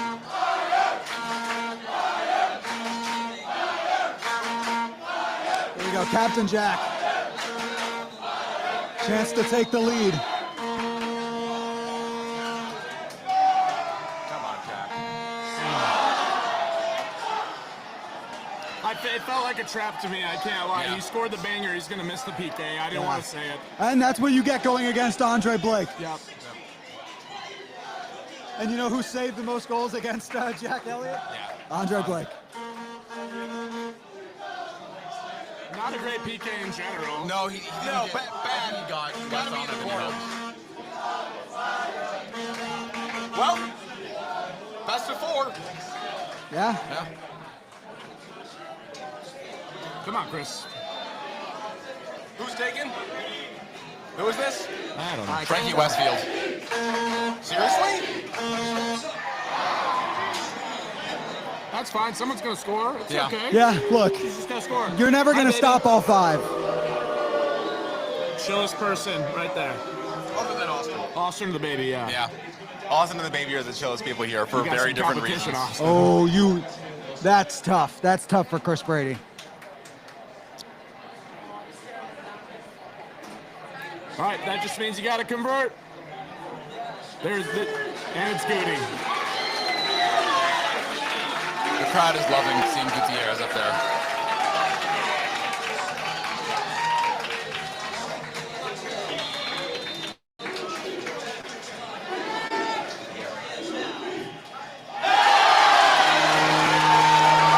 Buried it. No reaction from any of us. Buried it. I Ice mean, in our veins. Yeah. It's now a best of 3 for the PKs. I think this is going to be not about who blocks it, but about who misses. Yes. Yeah. Right. No Hey, proof Alan. that came in frame, but When you've already had one guy, when you've already had one save from each, This is going to be who can make the most of it. Who we got? Milano Lasky. Pulaski. I thought Olaski went first. Who went No, I first? think Ura started. Yeah. I'm just going to say Ua here. it's a good PK. That was a fantastic Yeah, it's- PK. Yep. Look, it's You think the baby has any idea what's going on? No. tough. I don't know.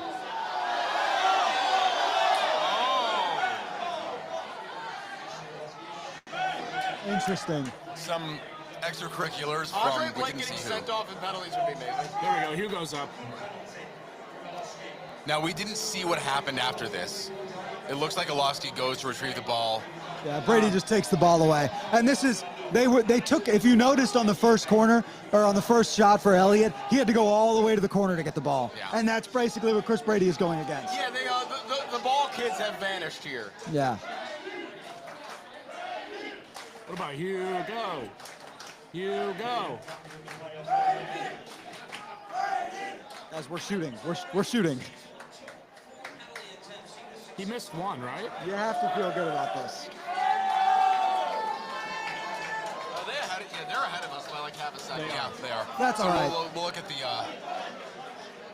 Awkward angle alert. Flash it on the screen. Here we go, Hugo Kuipers. It gets in! Beats Andre Blake to the left, wow. Gets the right way and just stopped it. Just like a mile, like a bulldozer from Hugo Kuipers. Kids, if you're what? Just like the power that Hugo had on that is Yeah, insane. he just hit the crap out of this. If you're watching at home and you're a young person playing soccer, that's how you hit a penalty, because it doesn't matter if he hits it. It's going in no matter what. By the way, out here at the fire pitch, goalie out there made a phenomenal save. Just saw it. Just wanted to Yeah, acknowledge Matt's that. actually going to go take penalties so after this. John's coaching advice to young players is if you have the chance to launch a cannon, Yeah. launch a Ty cannon. Maribo. Oh, Yeah. Maribo.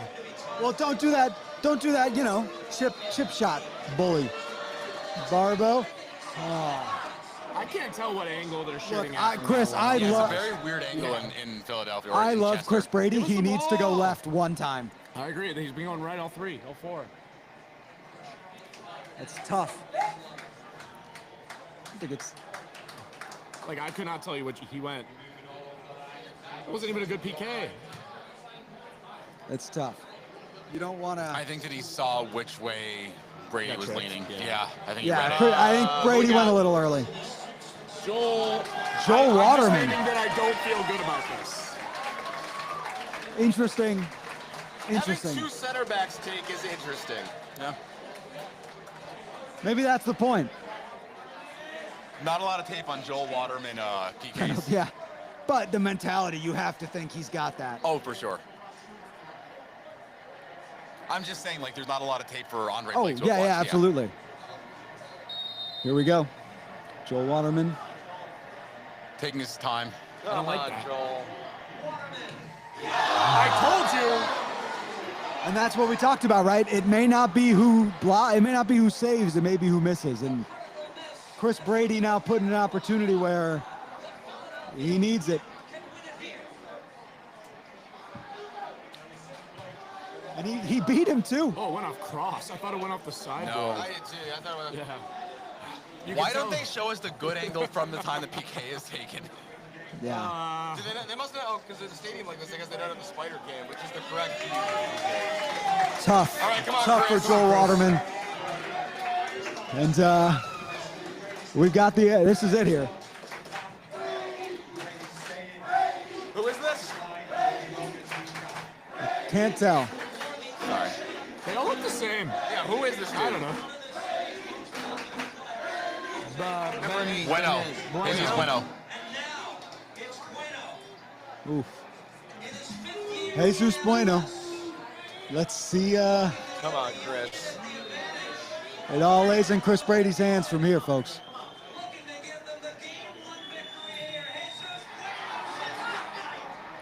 And in the end, Chris Brady goes right all 5 times, and 4 of them go left, unfortunately.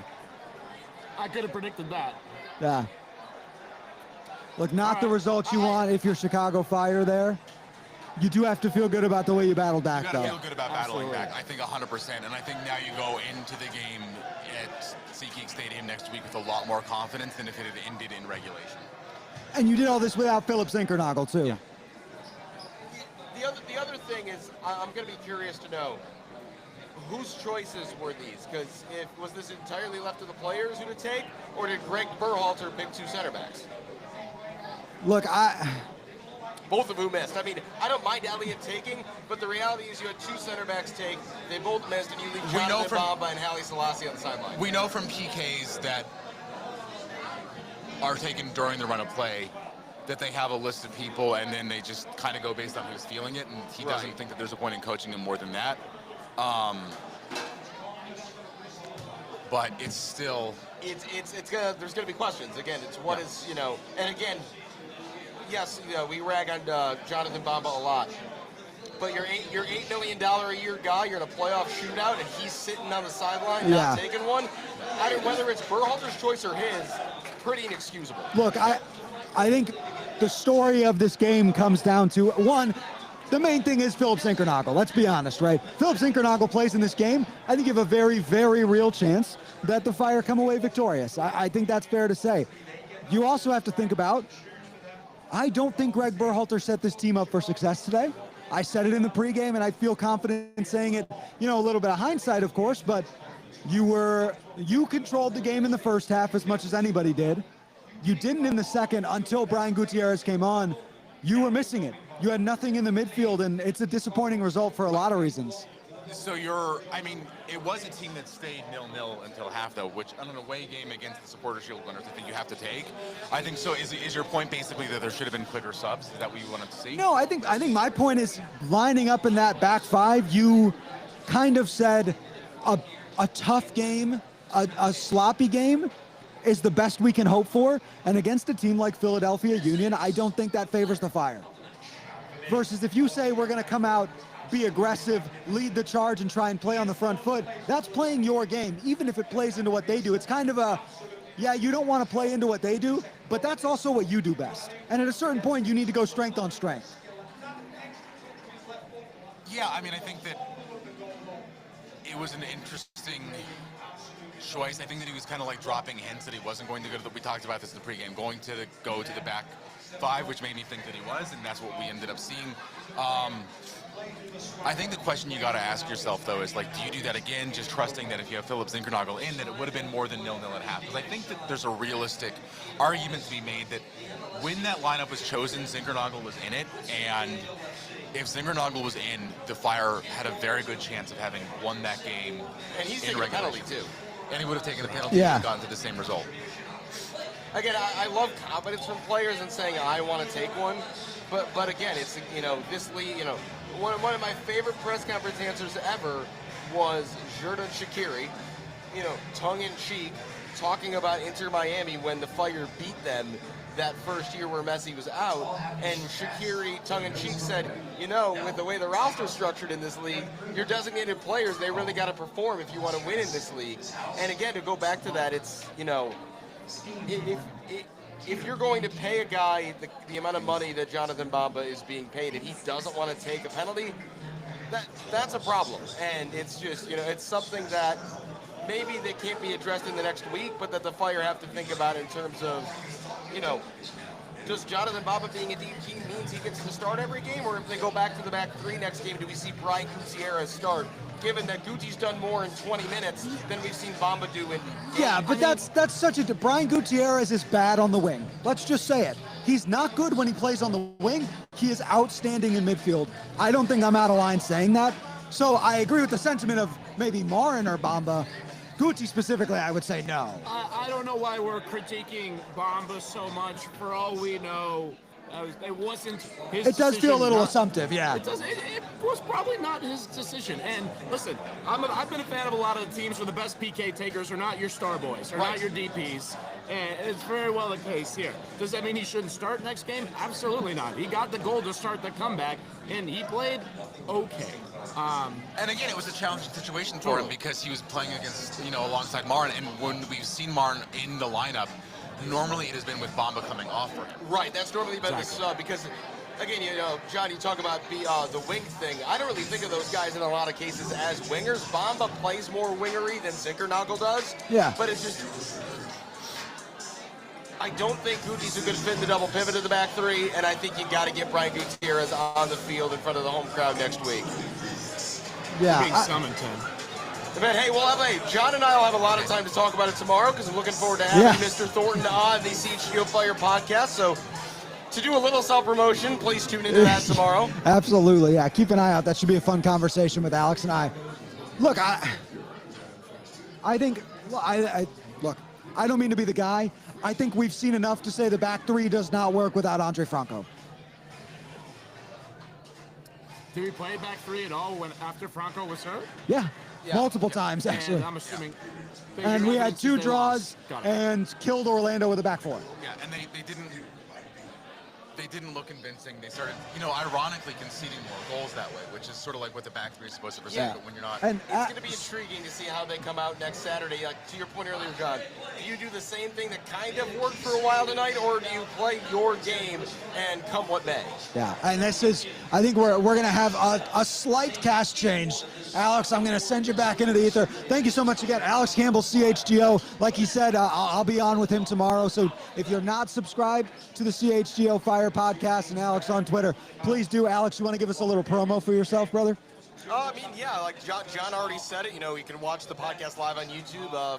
Go ahead and subscribe and listen wherever you get your podcasts. Looking forward to having another member of the MIR 97 community on the show tomorrow. And shout out to these guys for having me. Thanks very much, gentlemen. And I'll turn it over to Alan here for the postgame. Thanks, buddy. We appreciate it. I'm going to come off. Tim is also taken off to join the press conference post-game, so we're going to get Alan back in. I'm still here, though. Don't worry. It'll be guys. myself, Matt, and Alan for a few minutes. We'll give you a little bit more of a recap.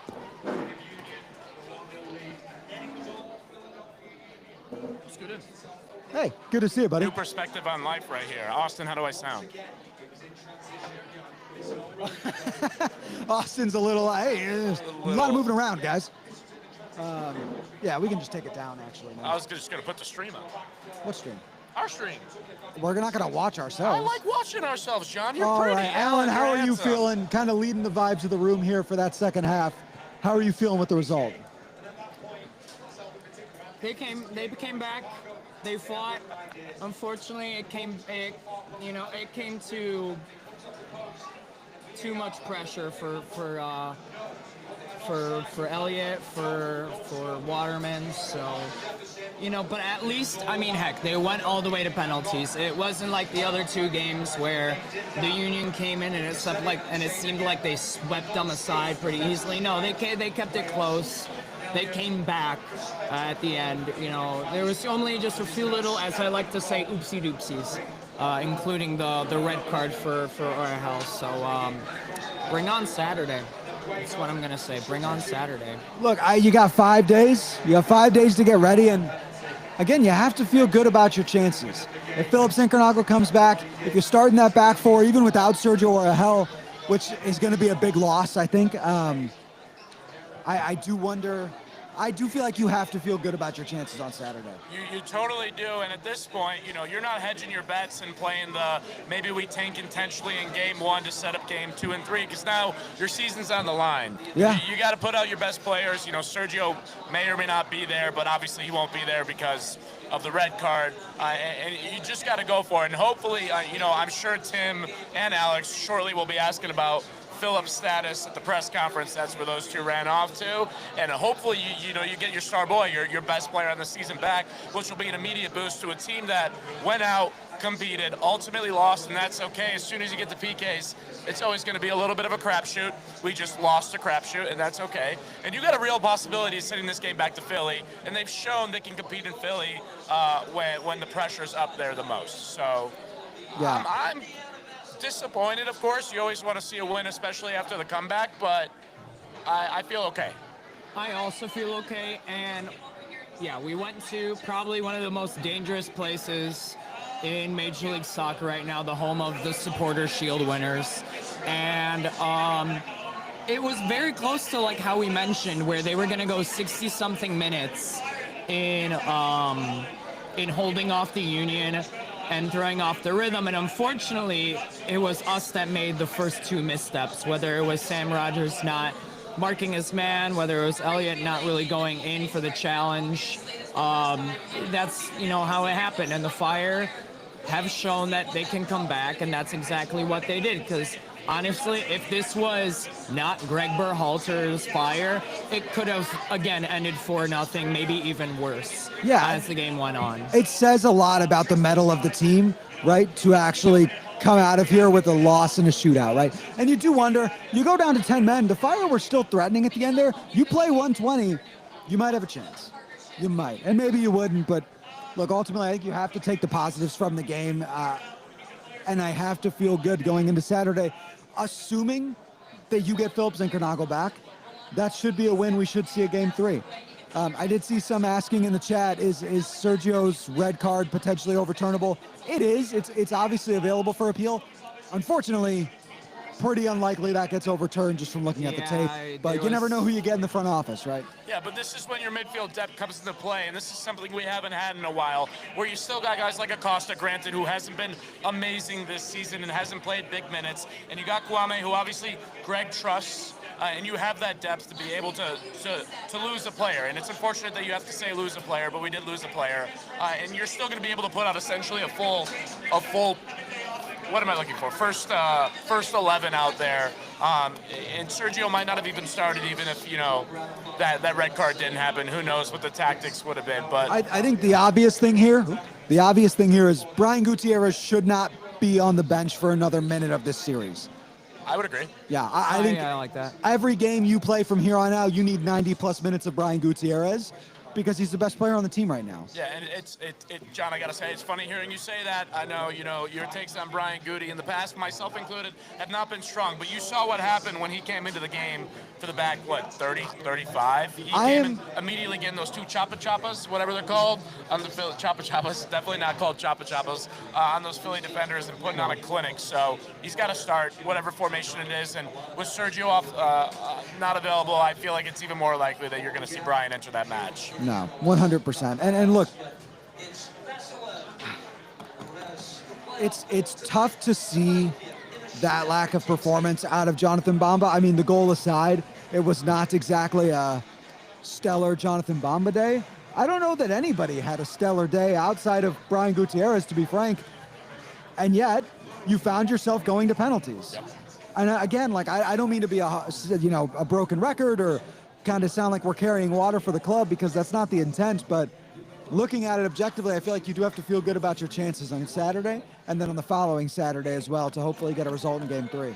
And also, looking at the future, you know, God forbid the Fire lose on Saturday, next season when this team has an opportunity to gel, their ceiling is going to be significantly higher, and that's not even including the fact that if they restructure the roster, they still have an open DP spot. So the ceiling for this team, regardless of what happens on, when is it, Saturday, Wednesday, Saturday? Saturday, it is really, really high, and the future for this team is really, really good. Well, let's not talk like it's the off season No, already. I'm not talking like it's off season, but I'm just saying, like, regardless of what happens, in my opinion, I've seen a successful season.